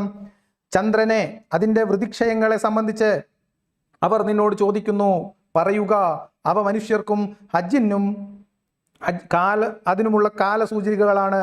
എന്നാൽ പിൻവാതിലുകളിലൂടെ വീടുകളിൽ പ്രവേശിക്കുന്നതിൽ ഒരു നന്മയുമില്ല, സൂക്ഷ്മത പാലിക്കുന്നതിനാണ് നന്മയുള്ളത്. വീടുകളിലേക്ക് അവയുടെ പടിവാതിലുകളിലൂടെ പ്രവേശിക്കുക, വിജയം പ്രാപിക്കണമെങ്കിൽ അള്ളാഹുവിനോട് സൂക്ഷ്മത പാലിക്കുക. ഇതൊക്കെ തമ്മിൽ എന്ത് ബന്ധം എന്ന് എനിക്ക് മനസ്സിലായിട്ടില്ല. നിങ്ങൾക്ക് മനസ്സിലായവരുണ്ടെങ്കിൽ പറയാം. ആകാശത്തെ അമ്പിളി മാമൻ എന്തിനാണ് മക്കളെ അവിടെ ഇങ്ങനെ നിൽക്കുന്നത് നിങ്ങൾക്ക് അറിയോ എന്ന് മുഹമ്മദ് നബി ചോദിച്ചു. അല്ലെങ്കിൽ മുഹമ്മദ് നബി ചോദിച്ചു, എങ്ങനെയാണ് നമ്മൾ കാലഗണന നിശ്ചയിക്കുന്നത്? അപ്പോൾ മുഹമ്മദ് നബി പറഞ്ഞു, ചന്ദ്രനെയൊക്കെ ഇങ്ങനെ നിർത്തിയിട്ടുള്ളത് നമുക്ക് നേരവും കാലമൊക്കെ നിശ്ചയിക്കാനാണ്. ചന്ദ്രന്റെ വിദ്യക്ഷയങ്ങൾ എന്തുകൊണ്ടാണ് ചന്ദ്രൻ ഇങ്ങനെ? വേറെ ഉസ്താദ് ചോദിച്ചാൽ ഓർമ്മയുണ്ടോ? എന്താണ് ചന്ദ്രനൊരു പ്രകാശം കുറവും സൂര്യനൊരു പ്രകാശം കൂടുതലും, അതെന്താണ് അങ്ങനെ? അത് രണ്ടും കൊടുത്തപ്പോൾ അങ്ങനെയാണോ എന്നൊക്കെ ചോദിച്ചിട്ടൊരു ചോദ്യം. അതിൻ്റെ ഉത്തരം അൽ ഉസ്താദ് റോസ്റ്ററിലുണ്ട്, നിങ്ങൾ കണ്ടിട്ടുണ്ടോ എനിക്കറിയില്ല. എനിവേ, നമുക്ക് ബാക്കി വായിക്കാം. അപ്പോൾ ഇതിനകത്ത് യുദ്ധമൊന്നും ഇല്ല കേട്ടോ. അതുകൊണ്ട് നമ്മൾ അടുത്ത വചനത്തിലേക്ക് പോവാണ്. ഇവിടെ യുദ്ധമില്ല. 290 നിങ്ങളോട് യുദ്ധം ചെയ്യുന്നവരോട് അള്ളാഹുവിൻ്റെ മാർഗത്തിൽ നിങ്ങൾ പടപൊരുതുക, നിങ്ങൾ അതിര് കവിയരുത്, അതിര് കവിയുന്നവരെ അള്ളാഹു ഇഷ്ടപ്പെടുകയില്ല. ഇപ്പം സാധനം കിട്ടി. ഇതിൽ യുദ്ധത്തെക്കുറിച്ച് പറയുന്നുണ്ട്. എന്താണ്? നിങ്ങളോട് യുദ്ധം ചെയ്യുന്നവരോട് അള്ളാഹുവിൻ്റെ മാർഗത്തിൽ നിങ്ങൾ പോരാടുക, എന്നാൽ അതിര് കവിയരുത്, അതിര് കവിയുന്നവരെ അള്ളാഹു ഇഷ്ടപ്പെടുകയില്ല. 9:5 ചോദിക്കുമ്പം അലിയാർ കാസിമിയും അതിൻ്റെ പിന്നാലെ MM അക്ബറും ഇപ്പലോണ്ട നമ്മുടെ ബാസിലും ചാടിയത് എവിടുക്കാന്ന് മനസ്സിലായോ? ഇവിടത്തേക്ക്. എന്തിനാ ചാടിയത്? അവിടെ നിങ്ങളോട് യുദ്ധം ചെയ്യുന്നവരോട് തിരിച്ച് യുദ്ധം ചെയ്യുക എന്നാണുള്ളത്. അതിൻ്റെ പിന്നാലെയാണ് മറ്റേ വചനം പറയുന്നത്. പക്ഷേ ഇതിൻ്റെ വിശദീകരണത്തിൽ റാസി പറയുന്നത് എന്താ നോക്കൂ. റബി പറയുന്നു, യുദ്ധവിഷയത്തിൽ ആദ്യമായി അവതരിച്ച സൂക്തമാണിത്. ചരിത്ര പ്രസിദ്ധമായ ഹുദൈബിയ സന്ധിക്ക് ശേഷമാണ് ഈ സൂക്തം അവതരിച്ചത്. യുദ്ധം ആവശ്യമായി വന്നാൽ അത് അനുവദനീയമാണെന്ന് ഈ സൂക്തം അതിലൂടെ അള്ളാഹു വിശദീകരിക്കുന്നു. അള്ളാഹുവിൻ്റെ വചനം ഉയരുന്നതിനു വേണ്ടി യുദ്ധം ചെയ്യലാണ് അള്ളാഹുവിൻ്റെ മാർഗത്തിൽ യുദ്ധം ചെയ്യുക എന്നതുകൊണ്ടുള്ള വിവേക്ഷ. യുദ്ധത്തിൽ സ്ത്രീകൾ, വൃദ്ധർ, കുട്ടികൾ തുടങ്ങിയവരെ വധിക്കുക, സത്യപ്രബോധനത്തിന് മുമ്പേ വധിക്കുക, ഹറമിൽ വധിക്കുക തുടങ്ങിയവ അതിക്രമങ്ങളിൽ പെട്ടതാണ്. അവ അള്ളാഹു ഇഷ്ടപ്പെടുന്നില്ല. അടുത്ത വചനം നമുക്ക് 4 വായിക്കാം. നിങ്ങളെ നശിപ്പിക്കാൻ ഇറങ്ങിയവരെ നിങ്ങൾ കണ്ടിടത്ത് വെച്ച് വധിക്കുക, അവരെ നിങ്ങൾ പുറത്താക്കിയിടത്ത് നിങ്ങൾ അവരെയും പുറത്താക്കുക. പീഡനം കൊലയേക്കാൾ ഗുരുതരമായ കുറ്റമാകുന്നു എന്നാൽ ആദരണീയമായ പ്രാർത്ഥനാ മന്ദിരത്തിങ്കിൽ അവർ നിങ്ങളോട് യുദ്ധം ചെയ്യാത്തിടത്തോളം നിങ്ങൾ അവരോട് യുദ്ധം ചെയ്യരുത്. അവിടെയും അവർ നിങ്ങളോട് പോരാടിയാലോ അവരോട് നിങ്ങളും പൊരുതിക്കൊള്ളുക. സത്യനിഷേധികൾക്കുള്ള പ്രതിഫലം ഇപ്രകാരമാണ്. അടുത്ത വചനം 192. അവർ നിഷേധത്തിൽ നിന്നും യുദ്ധത്തിൽ നിന്നും വിരമിച്ചാലോ അള്ളാഹു അങ്ങേയറ്റം പൊറുക്കുന്നവനും പരമകാരുണികനുമാണ്. മക്കാ മുശ്രിക്കുകളോട് യുദ്ധം ചെയ്യുന്നതിന് നബിയോടും നബിയുടെ കൂടെ പലായനം ചെയ്തവരോടുമുള്ള ആഹ്വാനമാണിത്. ശ്രദ്ധിച്ചു കേൾക്കണേ. വിശുദ്ധ മക്കയിൽ നിന്ന് സത്യനിഷേധികളെ പുറത്താക്കുവാൻ അള്ളാഹു കൽപ്പിക്കുന്നു.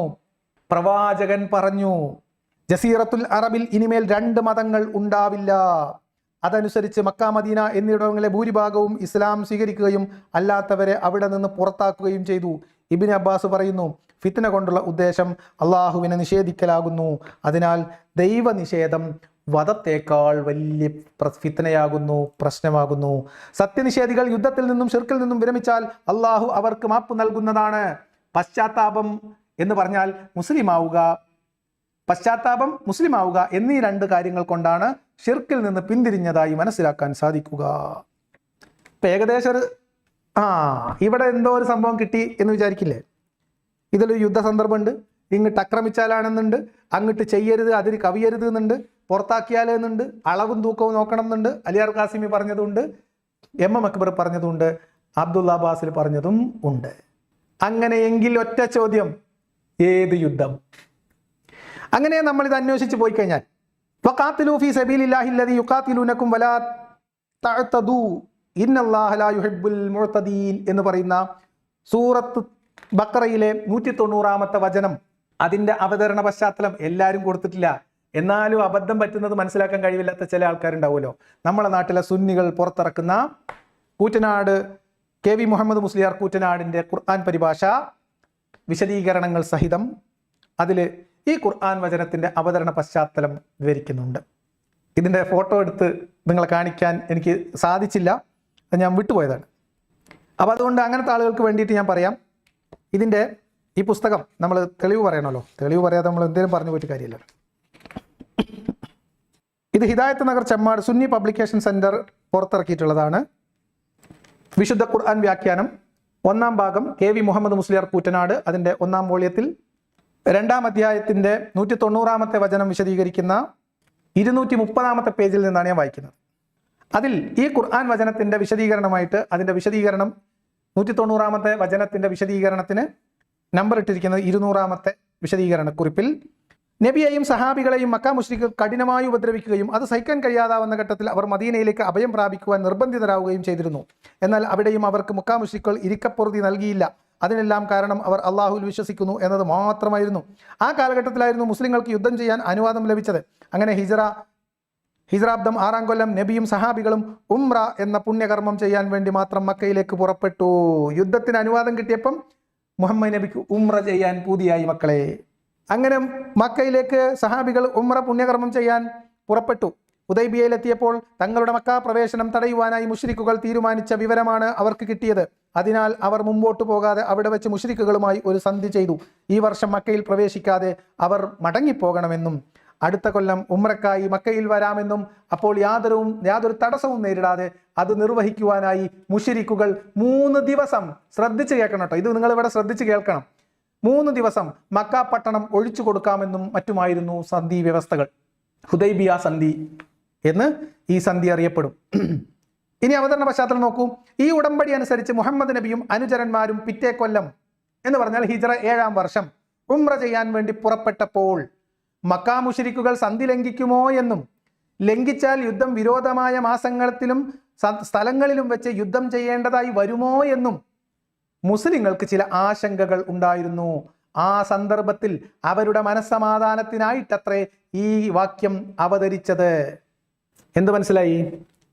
യുദ്ധത്തിനുള്ള അനുവാദം അള്ളാഹിൻ്റെ അടുത്ത് ലഭിച്ചപ്പം മുഹമ്മദിന് ഉംറ ചെയ്യാൻ പൂതിയായി. അപ്പം ഉംറ ചെയ്യാൻ വേണ്ടിയിട്ട് പൂതി കൂടി മുഹമ്മദ് ഏകദേശം 1000-ലധികം ആളുകളെയും കൂട്ടി മക്കയിലേക്ക് പോയി. ഹിജ്റ 6-ാം വർഷം എന്നൊക്കെ പറയുമ്പോൾ നിങ്ങൾ കാലഘട്ടം മനസ്സിലാക്കണം. കച്ചവടത്തിന് പോകുന്ന സംഘത്തെ പതിയിരുന്നാക്രമിച്ച് അവരെ കൊള്ള ചെയ്യാൻ ശ്രമിച്ച് അതിനെ പ്രതിരോധിക്കാൻ വന്ന മക്കക്കാരോട് ഏറ്റുമുട്ടി അതിൽ തടവുകാരാക്കി പിടിച്ച അദ്ദേഹത്തിന് പകയുണ്ടായിരുന്ന അവരെ കൊലപ്പെടുത്തി ബാക്കിയുള്ളവരിൽ നിന്ന് അവർക്ക് താങ്ങാനാവാത്ത തരത്തിലുള്ള പണവും മറ്റു സാധനങ്ങളും വാങ്ങിയിട്ട് മോചനദ്രവ്യം വാങ്ങിയിട്ടാണ് അവരെ മോചിപ്പിച്ചത്. അത് വേറെ കഥ. ബദർ കഴിഞ്ഞു. അതിനോടുള്ള പ്രതികാരം എന്ന രീതിയിൽ ഉഹദ് നടന്നു. അത് കഴിഞ്ഞ് ഖന്തഖും നടന്നു. ഇങ്ങനെ മുഹമ്മദും സംഘവും അവർ തമ്മിൽ ഭയങ്കരമായ സംഘർഷം നടക്കുന്ന കാലത്ത് മക്കയിൽ നിന്നുള്ള മുശ്രിക്കുകളിൽ നിന്ന് നിരവധി പേരെ കൊലപ്പെടുത്തിയ മുഹമ്മദും സംഘവും മദീനയിൽ നിന്ന് മക്കയിലേക്ക് വരുന്നു. 1500 ആളും മുഹമ്മദ് അവിടെ വന്നപ്പോൾ മക്ക മുശ്രിക്കുകളിൽ നിന്ന് എന്നിവർ പറയുന്ന ആളുകളിൽ നിന്ന് ഏതാനും ചില പേർ മുഹമ്മദിന്റെ വരവറിഞ്ഞ് ആളുകൾ മധ്യസ്ഥ ശ്രമവുമായിട്ട് വന്നു. മുഹമ്മദിനോട് പറഞ്ഞു, ഇപ്പം അങ്ങോട്ട് പോണ്ട, ഇപ്പം അങ്ങോട്ട് പോയാൽ പ്രശ്നം, അത് ബുദ്ധിമുട്ടുണ്ട്, അതുകൊണ്ട് ഇപ്പം ഇവിടെ നിൽക്ക്, നമുക്ക് സംസാരിക്കാം. അവർ തമ്മിൽ 2-3 തവണകളിലായിട്ട് 2-3 ആളുകളെ ഇടനിലക്കാരായി നിന്നുകൊണ്ട് സംഭാഷണങ്ങൾ നടന്നു. ആ സംഭാഷണങ്ങളൊക്കെ വിശ്വപ്രസിദ്ധമാണ്. ഇന്നും ആ സംഭാഷണത്തിന്റെ ഭാഗമായി അബൂബക്കർ പറഞ്ഞ ചില വാക്കുകൾ ദീനിനെ വിമർശിക്കുന്നവർക്ക് മറുപടി പറയാൻ വേണ്ടി ഉപയോഗിക്കാം എന്ന് ഇന്റർനാഷണൽ ദൈവക്കാരനായിട്ടുള്ള നമ്മുടെ മുഹമ്മദ് ഹിജാബൊക്കെ തെളിവ് സമർത്ഥിച്ചിട്ടുണ്ട്. ഹുദൈബിയ സന്ധിയുടെ പശ്ചാത്തലമാണ് ഈ പറയുന്നത്. അങ്ങനെ ആ സന്ധി എന്തായിരുന്നു, എങ്ങനെയായിരുന്നു ഒക്കെ നമ്മൾ വിശദമായിട്ട് ഇനി പറയും. കാരണം നമ്മൾ ഇനി ഒരിക്കൽ ചെയ്യാൻ പോകുന്ന ഈ സന്ധി എന്ന് കേട്ട് നിങ്ങൾ തഴമ്പിച്ചത് കൊണ്ട് സുഖപ്പെടുത്താൻ വേണ്ടി മുറിപ്പെടുത്തുന്ന അള്ളാഹുവിൻ്റെ തിരുദൂതരുടെ ഒരു പ്രത്യേക സ്വഭാവമായിരുന്നു ലംഘിക്കാൻ വേണ്ടി കരാർ ചെയ്യുക. അങ്ങനെ ആ ലംഘനവും കരാറും ഒക്കെ എന്താണ് നമ്മൾ വിശദമായിട്ട് പിന്നെ പരിശോധിക്കും. അങ്ങനെ ആ ഹുദൈബിയ സന്ധി അനുസരിച്ചിട്ട് അവർ പറഞ്ഞു, മുഹമ്മദെ ഇപ്പോൾ ഇവിടുന്ന് പോ, ഈ അടുത്ത വർഷം വാ, അപ്പോഴത്തേക്ക് നമ്മൾ ഇവിടേക്ക് ഒന്ന് പറഞ്ഞ് സെറ്റാക്കി തരാം എന്ന് മാത്രവുമല്ല, മുഹമ്മദിനെ അവിടെ വരുമ്പോൾ മുഹമ്മദും സംഘവും മക്കയിലേക്ക് അവർക്ക് കഅബയിൽ ഉംറ ചെയ്യണമെന്ന ആവശ്യം പറഞ്ഞു വന്നപ്പോൾ ഇങ്ങനെ ഒറ്റയടിക്ക് അങ്ങോട്ട് കയറിപ്പോയാൽ ചില പ്രശ്നങ്ങളുണ്ടെന്നും സംഘർഷത്തിന് സാധ്യതയുണ്ടെന്നും അതുകൊണ്ട് ഇപ്പം അതിന് ശ്രമിക്കരുതെന്നും നിങ്ങൾ മടങ്ങിപ്പോകണമെന്നും, അടുത്ത വർഷം മുഹമ്മദെ നീ ഹജ്ജിന് വന്നോ, ആ സമയത്ത് 3 ദിവസത്തേക്ക് മക്ക പട്ടണത്തിൽ നിന്ന് ഖുറൈശികളെല്ലാവരും അവിടെ നിന്ന് മാറി ആ പട്ടണം നിങ്ങൾക്ക് 3 ദിവസത്തേക്ക് വിട്ടു നൽകാമെന്നുമുള്ള കരാറിന്റെ അടിസ്ഥാനത്തിൽ മുഹമ്മദും സംഘവും തിരിച്ചുപോയി. അങ്ങനെ പോയിട്ട് പിറ്റേ കൊല്ലം കരാർ അനുസരിച്ച് മുഹമ്മദും സംഘവും ഉംറക്ക് വരികയാണ്. ഉംറക്ക് വരുന്ന സമയത്ത് സന്നാഹങ്ങൾ കുറച്ച് കൂട്ടി, 2000 അടുത്തേക്ക് ആളുകളുടെ എണ്ണം കൂട്ടി. അങ്ങനെ പോകുന്ന സമയത്ത് ഇവരുടെ ഒരു സ്വഭാവം വെച്ചിട്ട് ഇവർക്ക് പണി കിട്ടുമോ എന്നൊരു സംശയവും ഒരു ഭയവും ഉണ്ടായിരുന്നു.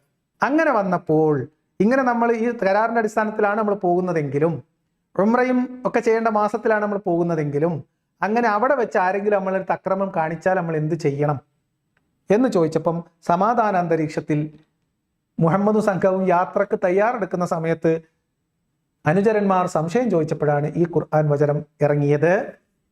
അത് ഒരു യുദ്ധക്കളത്തിലും യുദ്ധസന്ദർഭത്തിലും അല്ല, ഒരു യുദ്ധവും നടക്കുന്ന സന്ദർഭത്തിൽ യുദ്ധക്കളത്തിൽ അല്ല. ഇനി ഈ ഹുദൈബിയ സന്ധി അനുസരിച്ച് മുഹമ്മദും സംഘവും ഈ പറയുന്ന ഖുർആൻ വചനം ഒക്കെ വെച്ചിട്ട് തയ്യാറെടുപ്പോട് പോയി. എങ്ങോട്ട് പോയി? ഉംറക്ക് പോയി. ആ പോക്കും വരവും മുഹമ്മദിനോട് ചെയ്ത ഹുദൈബിയ സന്ധി അനുസരിച്ച് മുഹമ്മദിനോട് എങ്ങനെയാണ് മക്കക്കാർ ട്രീറ്റ് ചെയ്തത് എന്നും മക്കക്കാരോട് ഹുദൈബിയ സന്ധിയെ എങ്ങനെ പ്രയോജനപ്പെടുത്താനാണ് മുഹമ്മദ് ശ്രമിച്ചത് എന്നും അറിയാൻ എളുപ്പത്തിൽ വായിക്കാൻ ഞാൻ നിങ്ങളെ ഒരു പുസ്തകത്തിലേക്ക് കൂട്ടിക്കൊണ്ടുപോവുകയാണ്. കുറച്ച് സമയമെടുക്കും, ഒരു 5 പേജിനടുത്ത് നമ്മളിത് വായിച്ചേ പറ്റൂ. അതുകൊണ്ട് നിങ്ങൾ തയ്യാറായിക്കോ. ഇത് ഞാൻ വായിക്കാൻ പോകുന്നത് മുഹമ്മദ് ഹുസൈൻ ഹൈക്കലിൻ്റെ, അതായത് ഓറിയന്റലിസ്റ്റുകൾ ഇസ്ലാമിനെതിരെ വിമർശനങ്ങൾ ഉന്നയിച്ചപ്പം ആ വിമർശനങ്ങൾ ഓരോന്നോരോന്ന് ഇപ്പൊ നമ്മൾ ഇവിടുത്തെ ഈ ആൾക്കാരുണ്ടല്ലോ, നമ്മുടെ ഇവരുടെ പേരെന്താ, വിസ്ഡം ഡയലോഗ് ടീം, അവർ മതവിമർശകർക്കും എക്സ് മുസ്ലിങ്ങൾക്ക് മറുപടി പറയുന്നത് പോലെ ഓറിയന്റലിസ്റ്റുകളുടെ സകല വാദങ്ങളെയും പൊളിച്ചെടുക്കാൻ വേണ്ടി എഴുതിയ പുസ്തകം മുഹമ്മദ് ഹുസൈൻ ഹൈക്കലിൻ്റെ മുഹമ്മദ് എന്ന് പറയുന്ന പുസ്തകം. ആ പുസ്തകത്തിൻ്റെ IPH നിന്ന് ഞാൻ വാങ്ങിയ മലയാള പരിഭാഷയുടെ 477 പേജ് മുതലുള്ള 5 പേജുകൾ നമ്മളൊന്ന് ഓടിച്ച് വായിക്കാൻ പോവാണ്. നിങ്ങളെല്ലാവരും ഇല്ലേ? വായിക്കാൻ ബുദ്ധിമുട്ടൊന്നുമില്ലല്ലോ? ഏതാ യുദ്ധസന്ദർഭം? അപ്പം ആയത്തിറങ്ങുമ്പോൾ യുദ്ധമൊന്നുമില്ല, നീ എങ്ങാനും ഒരു യുദ്ധം ഉണ്ടായാലോ എന്ന് വിചാരിച്ചിട്ട് അഡ്വാൻസ് ആയിട്ട് ഇറക്കി കൊടുത്തതാണെങ്കിൽ അത് യുദ്ധസന്ദർഭത്തിൽ ഇറങ്ങിയതല്ല. ഇനി ആ ആയത്തിറങ്ങിയ പശ്ചാത്തലവുമായി ബന്ധപ്പെട്ട് എന്തെങ്കിലും ഒരു സംഘട്ടനമോ സംഘർഷമോ അത് കഴിഞ്ഞിട്ട് പിന്നെ എപ്പോഴെങ്കിലും ഉണ്ടായിട്ടുണ്ടോ അതും കൂടി നമ്മൾ പരിശോധിക്കണമല്ലോ. ആയത്തിറങ്ങുമ്പോൾ യുദ്ധമല്ല, യുദ്ധം ഉണ്ടാകും എന്ന് വെച്ചിട്ട് അഡ്വാൻസ് ആയിട്ട് അത് ഇറക്കി കൊടുത്ത ആയത്താണെങ്കിൽ ആ ആയത്തിന്റെ അടിസ്ഥാനത്തിൽ വേറെ യുദ്ധം ഉണ്ടായിക്കണോ അതും കൂടി നമുക്കൊന്ന് പരിശോധിക്കണം. അതിനുവേണ്ടി നമ്മൾ എന്ത് ചെയ്യണം എന്ന് വെച്ചാൽ ഈ പറഞ്ഞതുപോലെ ഈ പുസ്തകത്തിലും കൂടി ഒന്ന് പോവാം. ഇത് മുഹമ്മദ് ഹുസൈൻ ഹൈക്കലിൻ്റെ ഞാൻ ഈ പറഞ്ഞ പുസ്തകത്തിന്റെ ഭാഗമാണ്. ഞാൻ ഓടിച്ച് വായിക്കാം. കന്നഡയൊക്കെ വെക്കേണ്ട ആളാണ്, അതുകൊണ്ട് അക്ഷരത്തെറ്റൊക്കെ പറ്റും, മാനസികമായ അബദ്ധങ്ങളൊക്കെ ചിലപ്പോൾ പറ്റും. അതൊക്കെ നിങ്ങൾ ക്ഷമിച്ചാളി. നമ്മളിപ്പം ബാസിലിനോട് ക്ഷമിച്ചില്ലേ, അതേപോലെ. കൃത്യം ഉംറ 22-ാമത്തെ അധ്യായം. ഹുദൈബിയയ്ക്ക് ശേഷം 1 വർഷം പൂർത്തിയായി. പ്രവാചകനും അനുയായികളും ഖുറൈശികളും ഉണ്ടാക്കിയ കരാർ പ്രകാരം തീർത്ഥാടനത്തിന് മക്കയിൽ പ്രവേശിക്കാനുള്ള അനുമതിയുടെ സമയമായി. മുമ്പ് തടയപ്പെട്ട ഉംറ നിർവഹിച്ച് തീർക്കുന്നതിന് പകരം സന്നാഹമൊരുക്കാൻ പ്രവാചകൻ എപ്രകാരമാണ് പ്രതികരിച്ചതെന്ന് സങ്കല്പിക്കാൻ പ്രയാസമില്ല. മുമ്പ് തടസ്സപ്പെട്ട ഉംറ നിർവഹിച്ച് തീർക്കുന്നതിനും മാത്രം സന്നാഹമൊരുക്കാൻ പ്രവാചകൻ പ്രതികരിച്ചതെന്ന് സങ്കല്പിക്കാൻ പ്രയാസമില്ല. 7 വർഷത്തോളമായി മക്ക വിട്ടുപോന്ന മുഹാജിറുകൾ അവരിലുണ്ടായിരുന്നു. മക്കയുമായി വ്യാപാര ബന്ധവും അവിടുത്തെ വിശുദ്ധ ഗേഹത്തോട് ആത്മീയ ആഭിമുഖ്യവുമുള്ള അൻസാറുകളും ഉണ്ടായിരുന്നു. അതിനാൽ മുൻവർഷം 1400 പേരാണ് യാത്രാ സംഘത്തിലുണ്ടായിരുന്നതെങ്കിൽ ഇപ്പോഴത് 2000-ആയി വർദ്ധിച്ചു. ഹുദൈബിയ സന്ധി മാനിച്ചുകൊണ്ട് അവരിൽ ആരും ഉറയിൽ വിശ്രമിക്കുന്ന സാധാരണ വാളല്ലാതെ മറ്റൊരായുധവും ഏന്തുകയുണ്ടായില്ല. എങ്കിലും പ്രവാചകൻ വഞ്ചനയെ സദാ ഭയപ്പെട്ടിരുന്നു. തിരുമേനി മുഹമ്മദ് ബിൻ സലമയുടെ നേതൃത്വത്തിൽ 100 അംഗങ്ങൾ അടങ്ങിയ ഒരു കുതിരപ്പടയെ ഒരുക്കി. വഞ്ചന പേടിച്ചിട്ടാണ് കേട്ടോ, വേറെ ഒരു ദുരുദ്ദേശം ഉണ്ടായില്ല. ഒരു മുന്നോടി സംഘം എന്ന നിലയിൽ അവരെ മക്കയിലേക്ക് അയച്ചു. മക്കയുടെ ഹറം അതിർത്തിയിൽ കടക്കാതെ ദഹ്റാനിലെത്തി അതിന് സമീപസ്ഥമായ താഴ്വരയിലേക്ക് മാറാനും അവരോട് തിരുമേനി നിർദ്ദേശിച്ചു. അങ്ങനെ എല്ലാവരും മദീനയിൽ നിന്ന് പുറപ്പെട്ടു. മക്കയിലെത്തി ദൈവഭവനം പ്രദക്ഷിണം ചെയ്യാനുള്ള അദമ്യമായ അഭിലാഷം അവരെ മുന്നോട്ട് നയിച്ചു. തങ്ങൾ ജനിച്ചു വളർന്ന നാടും വീടും കാണാനും പ്രവാചകനെ സംഭാവന ചെയ്ത ദിവ്യ സന്ദേശങ്ങൾ അവതരിച്ച ആ പുണ്യഭൂമിയിലെ സുഗന്ധവായു ശ്വസിക്കാനുമുള്ള പ്രതീക്ഷയോടെ ഓരോ മുഹാജിറും അടിവെച്ച് മുന്നോട്ട് നീങ്ങി. 2000-ഓളം വരുന്ന ഒരു മുസ്ലിം സൈന്യത്തിന്റെ ഹൃദയങ്ങൾ കാലടികളെ കവച്ചു വെച്ച് ചാടുന്ന ചിത്രം സങ്കല്പിക്കാവുന്നതേ ഉള്ളൂ. നിങ്ങളിതൊക്കെ ഒന്ന് മനസ്സിൽ സങ്കല്പിച്ചോട്ടെ, ആ യാത്രയും ആ പോക്കും വരത്തും ഒക്കെ. മക്കയിലെ അവസാന നാളുകളും ബാല്യകാല സംഭവങ്ങളും സുഹൃത്തുക്കളെയും പറ്റി, മദീന പലായനത്തിനിടയിലെ ദൈവമാർഗത്തിൽ തങ്ങൾ ത്യജിച്ച അവിടുത്തെ സമ്പത്തിനെ പറ്റി അന്യോന്യം കഥനം ചെയ്തുകൊണ്ട് പ്രയാണം തുടരുന്ന അപൂർവ ദൃശ്യം. അവരുടെ മുമ്പിൽ ബലിദാനത്തിനായുള്ള 60 ഒട്ടകങ്ങൾ. പ്രവാചകന്റെ കസുവ എന്ന ഒട്ടകമായിരുന്നു എല്ലാറ്റിനും മുമ്പിൽ. ഖുറൈശികൾ സ്ഥലം വിടുന്നു. മുഹമ്മദിന്റെയും സംഘത്തിന്റെയും ആഗമന വൃത്താന്തം അറിഞ്ഞ ഖുറൈശികൾ ഹുദൈബിയ സന്ധി പ്രകാരം മക്കയിൽ നിന്ന് ഒഴിഞ്ഞു സമീപത്തെ കുന്നിൻ മുകളിലെ തമ്പുകളിലേക്ക് മാറി. വീടുകളൊക്കെ ഒഴിവാക്കിയിട്ട് അവര് കുന്നിൻ മുകളിൽ തമ്പുകൾ കെട്ടി അവിടേക്ക് മാറി, സന്ധി നിലനിർത്താൻ വേണ്ടി. തങ്ങളാൽ ആട്ടിയോടിക്കപ്പെട്ടവനും സംഘവും ഗംഭീരമായി പുണ്യഗേഹത്തിലേക്ക് പ്രവേശിക്കുന്നത് ഹിറാ ഗുഹ സ്ഥിതി ചെയ്യുന്ന അബൂ ഖുബൈസ് പർവ്വതത്തിന്റെയും മറ്റു കുന്നുകളുടെയും മുകളിൽ നിന്നുകൊണ്ട് ഖുറൈശികൾ എത്തി നോക്കുന്നുണ്ടായിരുന്നു. മക്കയുടെ കിഴക്ക് ഭാഗത്തുകൂടെ മുസ്ലിങ്ങൾ ഒഴുകിയെത്തി. ഖസ്വാഇന്റെ മൂക്കുകയർ പിടിച്ചുകൊണ്ട് എല്ലാവരുടെയും മുന്നിൽ അബ്ദുല്ലാഹിബിൻ റവാഹയും ഉണ്ടായിരുന്നു. പ്രവാചകനും ചുറ്റും അനുചരന്മാരാൽ വലയം സൃഷ്ടിച്ചു. കാൽനടയായും ഒട്ടകപ്പുറത്തുമായി അവർക്ക് പിന്നിൽ അണികൾ നീങ്ങി. മസ്ജിദുൽ ഹറാം കൺമുന്നിൽ പ്രത്യക്ഷപ്പെട്ടപ്പോൾ മുസ്ലിങ്ങളുടെ ചുണ്ടുകളിൽ നിന്ന് ഒന്നിച്ച് ലബ്ബൈക്ക് എന്ന ശബ്ദമുയർന്നു. അവർ സർവാത്മന മഹാനായ ദൈവത്തിന് തിരിഞ്ഞു. ദിഗന്ധങ്ങളെ പ്രകമ്പനം കൊള്ളിച്ചുകൊണ്ട് അസാധാരണമായ ചരിത്ര ദൃശ്യമായിരുന്നു അത്. ബഹുദൈവ വിശ്വാസികളിൽ കഠിനതരായ മനസ്ഥിതിക്കാരെ പോലും ഇസ്ലാമിക്കിലേക്ക് ആകർഷിച്ച ദൃശ്യം. തുല്യതയില്ലാത്ത ആ കാഴ്ച മക്കാനിവാസികൾ നോക്കി നിന്നു. ഹൃദയങ്ങളിൽ നിന്നും വിജൃംഭിതമായ ലബ്ബൈക്ക് ലബ്ബൈക്ക് മുഴങ്ങി എന്ന നാദഘോഷം അവരുടെ ശ്രോതങ്ങളിൽ അലയടിച്ചു. അവിശ്വാസികളുടെ ചേതനയെ അത് ഭയകമ്പിതമാക്കി. കഅബ പ്രദക്ഷിണം. പ്രവാചകൻ മസ്ജിദുൽ ഹറമിലെത്തിയപ്പോൾ വലതു തോൾ ഒഴിവാക്കി ഉത്തരീയം കൊണ്ട് ഇഅ്തിബാ നടത്തി അദ്ദേഹം പ്രാർത്ഥിച്ചു, അല്ലാഹുവേ, ഈ ദിവസം ശത്രുക്കൾക്ക് സ്വന്തം ശക്തി പ്രകടിപ്പിക്കുന്നവന് നീ കരുണ ചെയ്യണമേ. ഇതിന്റെ അർത്ഥം എന്താണെന്ന് നിങ്ങൾ ആലോചിച്ചു. പിന്നീട് ഹജറുൽ അസ്വദിന് സമീപമുള്ള സ്തൂപം അഭിവാദ്യം ചെയ്തു. പ്രവാചകനും അനുചരന്മാരും ദ്രുതഗതിയിൽ കഅബ പ്രദക്ഷിണം ചെയ്തു. ഏത് കഅബ എന്നറിയോ? മക്കം ഫതഹിന് മുൻപുള്ള കഅബ. വിഗ്രഹങ്ങൾ അനവധി പ്രതിഷ്ഠിക്കപ്പെട്ട കഅബ. ആ കഅബയെ മുഹമ്മദും സംഘവും പ്രദക്ഷിണം ചെയ്യുകയാണ്. വീണ്ടും ഹജറുൽ അസ്വദിനെ സമീപിച്ചപ്പോൾ ദ്രുത നടനം ആവർത്തിച്ചു. ഇങ്ങനെ പ്രവാചകൻ 3 തവണ ദ്രുതതരമായും ബാക്കി മുഴുവൻ മന്ദ നടനവും നടത്തി കഅബ തവാഫ് ചെയ്തു. 2000 മുസ്ലിങ്ങളും പ്രവാചകന്റെ ഈ പ്രവൃത്തി അനുകരിച്ചു. പ്രവാചകൻ നടത്തത്തിന് വേഗം കൂട്ടിയപ്പോൾ അവരും വേഗം കൂട്ടി, വേഗം കുറച്ചപ്പോൾ അവരും കുറച്ചു. അബൂ ഖുബൈസ് പർവ്വതത്തിന് മുകളിൽ നിന്നും ഖുറൈശികൾ അത്ഭുതകരമായ ആ ദൃശ്യം കാണുന്നുണ്ടായിരുന്നു. മുഹമ്മദും കൂട്ടരും അതീവ ശക്തരാണെന്ന് ആ കാഴ്ച സ്വയം സംസാരിക്കുകയായിരുന്നു. മുസ്ലിങ്ങളുടെ ദൗർബല്യത്തെ സംബന്ധിച്ച എല്ലാ മിഥ്യാധാരണകളും അവരുടെ ഹൃദയങ്ങളിൽ നിന്ന് വാഞ്ഞുപോയി. ആ നിമിഷത്തിന്റെ ആവേശത്താൽ അബ്ദുല്ലാഹിബിൻ റവാഹ ഖുറൈശികളുടെ മുഖത്ത് നോക്കി യുദ്ധപ്രഖ്യാപനം നടത്താൻ ഒരുമ്പെട്ടു. അപ്പോൾ അദ്ദേഹത്തെ തടഞ്ഞ് ഉമർ അദ്ദേഹത്തെ തടഞ്ഞു. ഇബ്നു റവാഹ, അടങ്ങിയിരിക്കുക. പ്രവാചകൻ അദ്ദേഹത്തോട് ഇതിന് പകരമായി ലാ ഇലാഹ ഇല്ലല്ലാഹ് വഹ്ദുഹു നസറ അബ്ദുഹു വഅസ്സു ജുൻദുഹു എന്ന് പ്രഖ്യാപിക്കാൻ നിർദ്ദേശിച്ചു. ഇബ്നു റവാഹ അത്യുച്ചത്തിൽ ആ പ്രഖ്യാപനം ഘോഷിച്ചു. മുസ്ലിങ്ങൾ അതേറ്റു പറഞ്ഞു. താഴ്വരയുടെ പ്രാന്തങ്ങളിൽ ആ നാദ നിർഘോഷം മാറ്റൊലി കൊണ്ടു. ചുറ്റുമുള്ള പർവ്വതമുകളിൽ നിലയുറപ്പിച്ച് മക്കാനിവാസികളുടെ ഹൃദയം അത് കേട്ട് ചകിതമായി. മക്കയിൽ 3 ദിവസം ഒരു റെസ്റ്റ് എടുക്കാം. ഏതോ ഇസ്ലാമിക് ചാനലാണെന്ന് ആൾക്കാർ തോന്നും. അപ്പൊ കൂട്ടരെ, ഇതുവരെ യുദ്ധമൊന്നുമില്ലട്ടാ. സന്ധി ഉണ്ടാക്കിയ പ്രകാരം മുഹമ്മദും കൂട്ടരും പിറ്റേ കൊല്ലം സംഘടിത വീര്യത്തോടെ വർദ്ധിത വീര്യത്തോടെ കൂടുതൽ സംഘബലത്തോടെ മക്കയിലേക്ക് ചെന്നു. ഹുദൈബിയ സന്ധി പ്രകാരം സ്വന്തം വീടുകൾ ഒഴിഞ്ഞുകൊടുത്ത് മുഹമ്മദിനും സംഘത്തിനും വന്ന് അവരുടെ ആരാധന നിർവഹിക്കാൻ, നിങ്ങൾ ആലോചിക്കണം, മുഹമ്മദിനും സംഘത്തിനും ആരാധന നിർവഹിക്കാൻ സൗകര്യമൊരുക്കി കൊടുത്തുകൊണ്ട് അവരുടെ വിഗ്രഹങ്ങളെ പ്രതിഷ്ഠിച്ച, മുഹമ്മദ് അത്രയും കാലം ചീത്ത വിളിച്ചും പള്ളു പറഞ്ഞും അധിക്ഷേപിച്ചും നടന്ന അവരുടെ ദൈവങ്ങളെയും വിഗ്രഹങ്ങളെയും പ്രതിഷ്ഠിച്ച കഅബ മുഹമ്മദിനും സംഘത്തിനും ആരാധനക്ക് വിട്ടു നൽകിക്കൊണ്ട് അവർ കുന്നിന്റെ മുകളിൽ ടെന്റ് കെട്ടി 3 ദിവസം അവനവന്റെ വീടുകളിൽ നിന്ന് മാറി മുഹമ്മദിനും സംഘത്തിനും സൗകര്യം ചെയ്തു കൊടുത്തു. മക്കാ മുശ്രിക്കുകൾ, മുഹമ്മദിനെ കിട്ടിയാൽ കൊല്ലാൻ തക്കം പാർത്ത് നടക്കുന്നവർ, ശ്രദ്ധിച്ചു കേൾക്കണേ.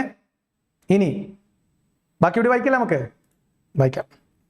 മക്കയിൽ 3 ദിവസം മുസ്ലിങ്ങൾ കഅബ പ്രദക്ഷിണം പൂർത്തിയാക്കിയപ്പോൾ പ്രവാചകൻ സഫാ മർവ പർവ്വതങ്ങളിലേക്ക് നീങ്ങി. അവർക്കിടയിലൂടെ 7 തവണ ഓടി, അറബികൾ മുമ്പ് ഹജ്ജ് ചടങ്ങിൽ ചെയ്യാറുള്ള പ്രകാരം. പിന്നീട് മർവയിൽ വച്ച് ബലികർമ്മം നിർവഹിക്കുകയും തലമുണ്ടനം നടത്തുകയും ചെയ്തു. അതോടെ ഉംറയുടെ ചടങ്ങുകൾ പൂർത്തിയാക്കി പിറ്റേന്ന് പ്രവാചകൻ കഅബയിൽ പ്രവേശിച്ചു. മധ്യാഹ്ന നമസ്കാരം വരെ അവിടെ അവർ കഴിച്ചുകൂട്ടി. അപ്പോഴും വിഗ്രഹങ്ങൾ അവിടെ തന്നെ ഉണ്ടായിരുന്നു. അതോടൊപ്പം തന്നെ ബിലാൽ കഅബയുടെ മേൽത്തട്ടിൽ കയറി മധ്യാഹ്ന നമസ്കാരത്തിനായി ബാങ്ക് വിളിച്ചു. 7 വർഷത്തോളമായി മുസ്ലിങ്ങൾ നമസ്കാരം തടഞ്ഞിരുന്ന മസ്ജിദുൽ ഹറാമിൽ നബി 2000 മുസ്ലിങ്ങളുമായി നമസ്കാരം നിർവഹിച്ചു. യുദ്ധ സന്ദർഭമാണെന്ന് ആലോചിക്കണം. ഇനിയോ, ഹുദൈബിയ കരാറിൽ നിശ്ചയിച്ച പ്രകാരം 3 ദിവസം ആരിൽ നിന്നും ഒരു ഉപദ്രവവും ഏൽക്കാതെ അവർ മക്കയിൽ കഴിച്ചുകൂട്ടി. എല്ലാവരും ശാന്തി വിളയാടുന്ന ആ നാട്ടിലെ ഒരേ മക്കളാണെന്ന പോലെ എല്ലാവരും ഇസ്ലാമിന്റെ ചര്യകൾക്കനുസരിച്ച് നടന്നു. എന്നും ദൈവത്തെ പ്രാർത്ഥിച്ചു. അതുവഴി മനസ്സിലെ ദുർവികാരങ്ങളും വഞ്ചനാപരമായ പ്രലോഭനങ്ങളും ഹനിച്ചു. അവരിൽ ശക്തർ ദുർബലർക്ക് താങ്ങു നൽകി, ധനികർ ദരിദ്രർക്ക് സഹായമരുളി. ഈ സദ്വിചാരങ്ങളെ പേജ് മറിയുമ്പം പറയണ്ടേ, നമ്മൾ ഇവിടെയാണ് വായിച്ചുകൊണ്ടിരിക്കുന്നത്. ഈ സദ്വികാരങ്ങളെ പുഞ്ചിരിയോടെ കടാക്ഷിച്ചുകൊണ്ട് വത്സലനായ ഒരു പിതാവിനെ പോലെ പ്രവാചകൻ അവർക്കിടയിൽ ചുറ്റി നടന്നു. തിരുമേനി അവരോട് തമാശകൾ പറഞ്ഞു. ആ തമാശകളിലും സത്യത്തിന്റെ ചരിതയുണ്ടായിരുന്നു. ഖുറൈശികളും മക്കാനിവാസികളും മുഴുക്കയും ചരിത്രത്തിലെ ആ അപൂർവ ദൃശ്യം തങ്ങളുടെ വീടിന്റെ മട്ടുപ്പാവിൽ നിന്നുകൊണ്ട് നോക്കിക്കാണുന്നുണ്ടായിരുന്നു. മുസ്ലിങ്ങളുടെ സ്വഭാവ മഹിമ മക്കാനിവാസികൾ കണ്ടു. അവർ മദ്യപിക്കുന്നില്ല, തെറ്റ് ചെയ്യുന്നില്ല, ഭക്ഷ്യപേയങ്ങൾ അവരെ മറപ്പിക്കുന്നില്ല, ദൈവശാസ്ത്രങ്ങൾ ധിക്കരിക്കുന്നില്ല, ദൈവം കൽപ്പിക്കുന്നതെന്തോ അത് ശിരസാ വഹിക്കുന്നു. ദുരിതങ്ങളും ദുഷ്ടതകളും ഇല്ലാതെ ജീവിതം മനുഷ്യനെ അചുംബിത മേഖലയിലേക്ക് ഉയർത്തുന്ന ഈ ദൃശ്യം സൃഷ്ടിക്കുന്ന പ്രതികരണം എന്തായിരിക്കും?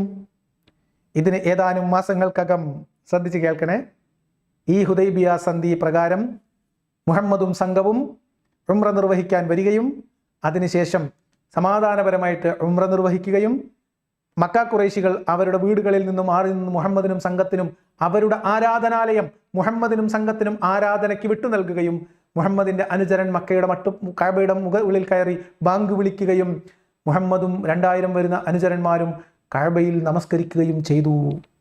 ഇതൊക്കെ ചെയ്തു കൊടുത്തു. എന്നിട്ടോ മുസ്ലിങ്ങളൊക്കെ വളരെ നല്ലവരാണ് എന്നൊരു ധാരണ അവിടെ ആകെ പരത്തിയിട്ട് പിന്നെന്താ ചെയ്തത്? ഇതിനുശേഷം ഏതാനും മാസങ്ങൾക്കകം 10,000 ഭടന്മാരോടൊപ്പം തിരിച്ചു വന്ന മുഹമ്മദ് മക്ക ജയിച്ചടക്കി എന്നറിയുമ്പോൾ അത് സ്വയം ഊഹിക്കാവുന്നതാണ്. എന്താ സ്വയം ഊഹിക്കേണ്ടത്? എവിടെ യുദ്ധം? നമ്മൾ ബാസിലിനെ മറന്നു പോകരുത്. യുദ്ധം എവിടെ? യുദ്ധം നിങ്ങളിപ്പോൾ എവിടെയെങ്കിലും യുദ്ധം കണ്ടോ മക്കളെ? കണ്ടില്ല. ഇനി ഞാൻ പറഞ്ഞത് ഖൈബറിലായാലും ഖന്തക്കിലായാലും പോയത് മുഹമ്മദാണോ, അവിടെ ഒരു വിശേഷം നടക്കും. വിശേഷം നടക്കുന്നു മാത്രമല്ല, വീട്ടിലേക്ക് തിരിച്ചെത്താൻ സമയം കിട്ടൂല. ഏതാ പ്രായം എന്നാലോചിക്കണം, ഏതാ മനുഷ്യൻ എന്നാലോചിക്കണം. നമുക്കൊന്ന് വായിച്ചു നോക്കിയാലോ. എന്തായാലും 3 ദിവസം കഴിയാൻ പോവാണ്. അപ്പോൾ അവിടെ ഒരു സംഭവം നടന്നു. അവിടെ ഒരു മംഗളകർമ്മം നടക്കാൻ പോവാണ്. എന്താണ് മംഗളകർമ്മം? വായിച്ചോളി. മൈമൂനയുമായുള്ള വിവാഹം. എവിടെ വെച്ചിട്ടാ? മക്കയിൽ വെച്ചിട്ട്. ഉംറക്ക് പോയതാ. പ്രവാചകന്റെ പിതൃവ്യനായ അബ്ബാസ് ബിൻ അബ്ദുൽ മുത്തലിബിന്റെ പത്നിയാണ് ഉമ്മുൽ ഫസ്ൽ. തന്റെ സഹോദരി മൈമൂനയുടെ വിവാഹത്തിന്റെ ചുമതല അവർക്കായിരുന്നു. ഖാലിദ് ബിൻ വലീദിന്റെ മാതൃ സഹോദരിയായിരുന്നു 26-കാരിയായ മൈമൂന. ഉംറ നിർവഹിക്കാനെത്തിയ മുസ്ലിങ്ങളുടെ സ്ഥിതികൾ കണ്ട ഉമ്മുൽ ഫസൽ സഹോദരിയുടെ വിവാഹകാര്യം ഭർത്താവ് അബ്ബാസിനെ ചുമതലപ്പെടുത്തി. അബ്ബാസ് ഒന്നും ആലോചിച്ചില്ല, നേരെ പോയി അബ്ബാസ് തന്റെ സഹോദരന്റെ പുത്രനായ പ്രവാചകനുമായി മൈമൂനയ്ക്ക് വേണ്ടി വിവാഹാലോചന നടത്തി. പ്രവാചകൻ അത് സ്വീകരിക്കുകയും 400 ദിർഹം മഹർ നൽകുകയും ചെയ്തു. ഹുദൈബിയ കരാർ അനുസരിച്ച് 3 ദിവസത്തെ അവധി അപ്പോഴത്തേക്കും കഴിഞ്ഞിരുന്നു. മൈമൂനയുള്ള വിവാഹബന്ധം മുഖേന മക്കയിലെ താമസക്കാലം നീട്ടിക്കിട്ടുന്നതിന് ഖുറൈശികളുമായി ഒരു ധാരണയിലെത്താൻ പ്രവാചകൻ ആഗ്രഹിച്ചു. അവധി കഴിഞ്ഞതിനാൽ മടക്കിവിടാൻ ആവശ്യപ്പെട്ടുകൊണ്ട് ഖുറൈശികളുടെ പ്രതിനിധികളായ സുഹൈൽ ബിൻ അമ്രും ഹുവൈത്ത് ബിൻ അബ്ദുൽ ഉസയും പ്രവാചകനെ സമീപിച്ചപ്പോൾ തിരുമേനി അവരോട് ചോദിച്ചു, ഇവിടെ വെച്ച് മധുവിധ ആഘോഷിക്കുകയും നിങ്ങൾക്കൊരു സദ്യ നൽകുകയും ചെയ്യാൻ എന്നെ അനുവദിച്ചുകൂടെ? ഉംറ നിർവഹിക്കാൻ വന്ന മുസ്ലിങ്ങൾ മക്കാ നിവാസികളുടെ ഹൃദയത്തിൽ സൃഷ്ടിച്ച പ്രതികരണങ്ങൾ മനസ്സിലാക്കിക്കൊണ്ടായിരുന്നു തിരുമേനി ഇപ്രകാരം ചോദിച്ചത്. വെറുതെ വേണ്ട, നിങ്ങൾക്ക് വിരുന്നൊക്കെ തരാം എന്നാണ് പുള്ളി പറഞ്ഞത്. പുള്ളി നല്ല മനുഷ്യനാണ്. മക്കാ നിവാസികളും മുസ്ലിങ്ങൾ ആകർഷിക്കുകയും അവരുടെ ശത്രുതയെ ലഘൂകരിക്കുകയും ചെയ്ത് പ്രവാചകൻ മനസ്സിലാക്കിയിട്ടുണ്ടായിരുന്നു. വിരുന്നിനുള്ള തൻ്റെ ക്ഷണം അവർ സ്വീകരിക്കുകയും പരസ്പര ആശയവിനിമയത്തിന് അവസരം ലഭിക്കുകയുമാണെങ്കിൽ മക്കയുടെ കവാടങ്ങൾ തൻ്റെ മുമ്പിൽ സ്വയം തുറക്കപ്പെടുമെന്ന് പ്രവാചകൻ കരുതി. ഇവിടുത്തെ സ്വയം നിങ്ങൾ പ്രത്യേകം ശ്രദ്ധിക്കണം, ഇല്ലെങ്കിൽ അത് തുറക്കാൻ മുഹമ്മദ് നബിക്ക് അറിയാം എന്നാണ് പറഞ്ഞതിൻ്റെ അർത്ഥം. സുഹൈലും ഹുവൈത്തുബും ഭയപ്പെട്ടതും അതുതന്നെയായിരുന്നു. അപ്പോൾ ഇവർക്ക് മുഹമ്മദിൻ്റെ ഉദ്ദേശം മനസ്സിലായി. ഒരു കല്യാണം കഴിച്ച് 3 ദിവസം നിൽക്കട്ടെ എന്ന് ചോദിക്കാം. അപ്പം അങ്ങനെ ഗ്യാപ്പ് കിട്ടുകയാണെങ്കിൽ ഒരു കല്യാണം കൂടി കഴിക്കാലോ, അപ്പോൾ ഒരു 3 ദിവസം കൂടി കിട്ടും. അങ്ങനെ മധുവിധം ആഘോഷിക്കാൻ കുറച്ചധികം ദിവസം അവിടെ കിട്ടിയാൽ വലിയൊരു സംഘടന ഒന്നും ഇല്ലാതെ അത് നമ്മുടേതാക്കി മാറ്റാം എന്നൊരു ഉദ്ദേശം അദ്ദേഹത്തിന് ഉണ്ടായിരുന്നു. അപ്പോൾ അവർ പറഞ്ഞു, താങ്കളുടെ ഭക്ഷണം ഞങ്ങൾക്ക് ആവശ്യമില്ല, അതിനാൽ താങ്കൾ സ്ഥലം വിടുക. ഇതായിരുന്നു സ്വാഭാവികമായും അവരുടെ മറുപടി. അപ്പോൾ അത് ചീറ്റിപ്പോയി. അവർ പറഞ്ഞു, വിരുന്നും സംഗതിയൊക്കെ വേറെ, നമുക്ക് നിങ്ങളെ ബിരിയാണി ഒന്നും വേണ്ട, നിങ്ങൾ പൊയ്ക്കോളി, നിങ്ങൾ വന്ന കാര്യം കഴിഞ്ഞ് നിങ്ങൾ പൊയ്ക്കോളി എന്ന് പറഞ്ഞു. അപ്പോൾ മടക്കയാത്ര. ഖുറൈശികളുമായി ചെയ്ത കരാർ നടപ്പാക്കാനായി അവരിരുവരുടെയും അഭിപ്രായം മാനിക്കാൻ തിരുമേനി ഒട്ടും ശങ്കിച്ചില്ല. മടക്കയാത്രയെക്കുറിച്ച് പ്രവാചകൻ മുസ്ലിങ്ങളിൽ വിളംബരം ചെയ്തു. മുസ്ലിങ്ങൾ തിരുമേനിയോടൊപ്പം മദീനയിലേക്ക് തിരിച്ചു. മൈമൂനയെ കൊണ്ടുവരാൻ തൻ്റെ മൗലയായ അബൂ റാഫിനെ മക്കയിൽ നിർത്തി. അബൂ റാഫി മൈമൂനയെയും കൊണ്ട് സരിഫയിലെത്തി. അവിടെ വെച്ച് തിരുമേനി മധുവിധു ആഘോഷിച്ചു. അപ്പോൾ ഉംറയും കഴിഞ്ഞ് കല്യാണം കഴിഞ്ഞ് സമാധാനമായിട്ട് തിരിച്ചുപോയി മക്കയിൽ നിന്നൊരു പെണ്ണും കെട്ടിയ പെണ്ണിനെ കൊണ്ട് പോണ വഴിയിൽ മധുവിധുവും ആഘോഷിച്ച് നല്ല സന്തോഷത്തിലാണ് ആര് പോയത്? മുഹമ്മദ് നബി പോയത്. നിങ്ങൾ വിഷയത്തിൽ നിന്ന് നിങ്ങൾ മാറിപ്പോയോ എന്ന് എനിക്കൊരു സംശയം. നമ്മൾ എവിടുന്ന് തുടങ്ങിയെന്നറിയോ? ഹുദൈബിയ സന്ധി കഴിഞ്ഞ് മക്കക്കാരുമായിട്ടൊരു കരാറുണ്ടാക്കി. ആ കരാറിൻ്റെ അടിസ്ഥാനത്തിൽ പിറ്റത്തെ കൊല്ലം ഉംറ ചെയ്യാൻ വേണ്ടി മുഹമ്മദ് നബി സംഘവും പോയപ്പോൾ ഇനി അവിടെ വെച്ച് എന്തെങ്കിലും പ്രശ്നം ഉണ്ടാവുമോ എന്ന് പേടിച്ചിട്ട് സംശയം ചോദിച്ച പോലെ സമാധാനിപ്പിക്കാൻ വേണ്ടി ഇറക്കിയ ആയത്താണ് സൂറത്തു തൗബയിലെ 190 91 എന്ന്. കഴിഞ്ഞാലോ ബാസിലെ, ഇതിലെവിടെ യുദ്ധം? ഇത് കല്യാണമല്ലേ കൂട്ടരെ? ഇതിലൊരു ടൂറും ഒരു ഉംറയും ഒരു കല്യാണം, ഇതിലെവിടെ യുദ്ധം? നിങ്ങൾ ആരെങ്കിലും ഇപ്പോൾ ഇതിനകത്ത് യുദ്ധം കണ്ട? ഇതിൽ യുദ്ധമില്ല. അപ്പം നമ്മൾ എന്ത് ചെയ്യും? ഇനി എന്ത് ചെയ്യും? നമുക്ക് യുദ്ധം എവിടെ കിട്ടും? അപ്പം നമുക്കിനി വേണ്ടത് ഒരു യുദ്ധം, ഒരു കരാർ. അബ്ദുൽ അബ്ബാസിന് ഇത്രയൊന്നും നേരം ഇരുന്ന് കേൾക്കാൻ സമയം ഉണ്ടാവില്ല, നമുക്കറിയാം. അതുകൊണ്ട് ആറ്റി കുറുക്കി അബ്ദുൽ അബ്ബാസിനോട് ചോദിക്കുന്നു, സൂറത്തു തൗബയിൽ 5-ാം വചനത്തിൽ അവതരിപ്പിക്കപ്പെട്ടത് യുദ്ധ സന്ദർഭത്തിലല്ല എന്ന് ഇപ്പോൾ നിങ്ങൾ പറയുന്നു. അത് ഒരു സന്ധി ലംഘനവുമായി ബന്ധപ്പെട്ടിട്ടായിരുന്നു എന്ന് പറയും. അങ്ങനെയെങ്കിൽ ഏതായിരുന്നു ആ സന്ധി? തുടക്കത്തിൽ ഞാൻ നിങ്ങളോട് പറഞ്ഞു, ഹുദൈബിയ സന്ധി എന്നൊന്നും അബദ്ധത്തിൽ പറയരുത്. അതിൻ്റെ കാരണം ഇപ്പം നിങ്ങൾക്ക് മനസ്സിലായിട്ടുണ്ടാവും എന്ന് ഞാൻ വിചാരിക്കുന്നു. മുഹമ്മദിൻ്റെ കല്യാണങ്ങൾ തന്നെ ഒരു യുദ്ധമാണല്ലോ എന്ന് ഒരു കാൽപ്പനികമായ ഉദ്ദേശത്തിലാണോ 192 യുദ്ധ സന്ദർഭമാണ് എന്ന് അബ്ദുൽ അബ്ബാസിൽ പറഞ്ഞത്? എനിക്കറിയില്ല. മുഹമ്മദിൻ്റെ കല്യാണം എന്ന് പറഞ്ഞാൽ അത് യുദ്ധം ഉണ്ടാവുമല്ലോ, ആ ഒരു ഓർമ്മയിൽ പറഞ്ഞതാണോ? മുഹമ്മദ് നബി എവിടെ യുദ്ധത്തിന് പോയാലും അവിടെ ഒരു കല്യാണം ഉണ്ടാവാറുണ്ടല്ലോ. ഇപ്പൊ മൈമൂനയുടെ കല്യാണം ഈ സമയത്താണല്ലോ, അതുകൊണ്ടൊരു യുദ്ധ സന്ദർഭമായിരിക്കും എന്ന് നിങ്ങൾ അബദ്ധത്തിൽ തെറ്റിദ്ധരിച്ച് പറഞ്ഞാണോ? ഇവിടെ നിങ്ങൾക്ക് അബദ്ധം പറ്റിയോ എന്ന് നിങ്ങൾ സ്വയം പരിശോധന നടത്തണം. എനിക്കിപ്പോൾ വേണ്ടത് 2 സാധനങ്ങളാണ്. ഒന്ന്, സൂറത്തു തൗബയിലെ 5-ാം വചനം യുദ്ധമല്ല കരാറായിരുന്നെങ്കിൽ, ആ കരാർ ലംഘനം നടത്തിയവർക്കുള്ള ശിക്ഷയായിരുന്നെങ്കിൽ മക്കക്കാർ ലംഘിച്ച കരാർ ഏതാണ്? അവരുമായിട്ട് ഉണ്ടാക്കിയിരുന്ന കരാർ ഏതാണ്? കരാർ 292 ആണ് യുദ്ധ സന്ദർഭം. അത് നിങ്ങൾക്ക് അങ്ങോട്ടോട് മാറിപ്പോയതാണെന്നാണ് പറഞ്ഞത്. അങ്ങനെയാണെങ്കിൽ 191, 192, 190 ഒക്കെ നടന്നപ്പോൾ അവതരിച്ച ഏത് യുദ്ധക്കളത്തിൽ ആയിരുന്നു? ഈ 2 ചോദ്യമുള്ളൂ. നമ്മൾ എന്തിനത് വിശദമായിട്ട് പറയണമെന്ന് വെച്ചാൽ പിന്നെ ആർക്കും സംശയം ഉണ്ടാകും. അപ്പം ഇനി നിങ്ങൾ പറയും, എന്താണ് ശരിക്കും അബ്ദുൽ അബ്ബാസിനെ പറ്റിയ അബദ്ധം? നമ്മളിതിനേക്കത്ത് വലിച്ചിട്ടതല്ലേ? ആണ്. അതുകൊണ്ട് ഇനി അത്തരം അബദ്ധങ്ങൾ ഉണ്ടാവില്ല എന്ന് തന്നെയാണ് ഞാൻ വിചാരിക്കുന്നത്.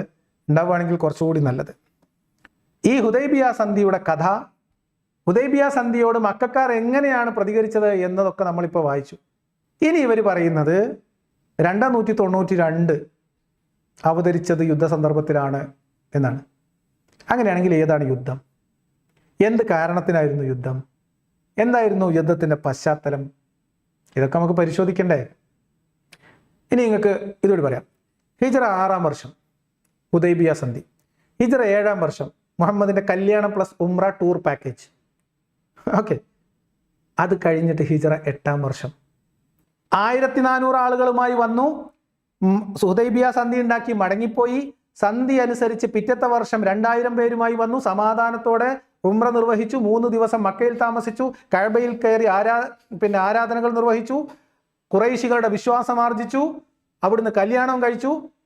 തിരിച്ചുപോയ മുഹമ്മദ് ഹുദൈബിയ സന്ധി നിലനിൽക്കുന്ന കാലത്ത് 10,000-ഓളം വരുന്ന സർവ്വ സൈന്യ സജ്ജീകരണങ്ങളോടും കൂടി മക്കയെ വളയുകയും അപ്രതീക്ഷിതമായിരിക്കെ 3 ഭാഗത്ത് നിന്ന് മക്കയെ വളയുകയും മക്കയെ കീഴ്പ്പെടുത്തുകയും മക്കയെ ഇസ്ലാമിന്റെ ഭാഗമാക്കുകയും കഅബയുടെ നിയന്ത്രണം ഏറ്റെടുക്കുകയും ചെയ്ത ക്രൂരതായയുടെ പേരാണ് മുഹമ്മദ്. ഈ സമയത്തിനിടയിൽ എവിടെയും യുദ്ധം നടന്നിട്ടില്ല. എവിടെയും എന്ന് പറഞ്ഞാൽ മക്കക്കാരും മുഹമ്മദ് തമ്മിൽ യുദ്ധം നടന്നിട്ടില്ല. മക്ക ഫത്ഹിന് ശേഷം യുദ്ധം നടന്നിട്ടുണ്ട്, മക്കക്കാരുമായിട്ടല്ല. എങ്ങനെയാണ് മുഹമ്മദ് മക്ക കീഴ്പ്പെടുത്തിയത്? മുഹമ്മദ് ഹുദൈബിയ സന്ധിയിൽ അവർ വെച്ച എല്ലാ വ്യവസ്ഥകളെയും സമ്മതിച്ചു കൊടുത്തത്. ഹുദൈബിയ സന്ധിയുടെ പശ്ചാത്തലം എന്തായിരുന്നു, കരാറുകൾ എന്തായിരുന്നു, വ്യവസ്ഥകൾ എന്തായിരുന്നു, ആരൊക്കെയാണ് അതുമായി ബന്ധപ്പെട്ട് സംഭാഷണങ്ങളിൽ ഏർപ്പെട്ടത്, ഖുറൈശികൾക്ക് വേണ്ടി സംഭാഷണത്തിന് വന്നവർ മുന്നോട്ട് വെച്ച വാദങ്ങൾ എന്തായിരുന്നു, അവരതിനെ കൈകാര്യം ചെയ്ത രീതി എന്തായിരുന്നു? ഹുദൈബിയ സന്ധി ഈ ചരിത്രത്തിലെ, ഇസ്ലാമിക ചരിത്രത്തിലെ ഏറ്റവും വലിയ വഞ്ചനയുടെ പേരാണ് ഹുദൈബിയ സന്ധി. സന്ധി ലംഘിച്ചു പോലും. ചന്തിക്കടി കിട്ടാത്തതിന്റെ പേരാണ് നിങ്ങൾക്ക്. സന്ധി ലംഘിച്ചു. ഏത് സന്ധി? എന്ത് സന്ധി? ആര് ലംഘിച്ച്? അപ്പൊ നമ്മൾ നിർത്തണം. അപ്പൊ നിങ്ങൾ സന്ധിന്റെ പേരും യുദ്ധത്തിന്റെ പേരും ഒക്കെ പ്രത്യേകിച്ച് പറഞ്ഞു തരണം എന്ന് മാത്രമാണ്. എൻ്റെ ദീനിനെ ഇജ്ജെന്നെ സംരക്ഷിക്കും എന്ന ഒരു ഉറപ്പ് അബ്ദുള്ള ബാസിലിനും അക്ബർ സാഹിബിനും ഒക്കെ ഉള്ളത് കൊണ്ട് വിശ്വാസികൾക്ക് സമാധാനത്തോടെ കിടന്നുറങ്ങാം. അല്ലെങ്കിൽ ഈ മതത്തിന്റെ കഥ ഇനി എന്ത് പറയാനാണ്?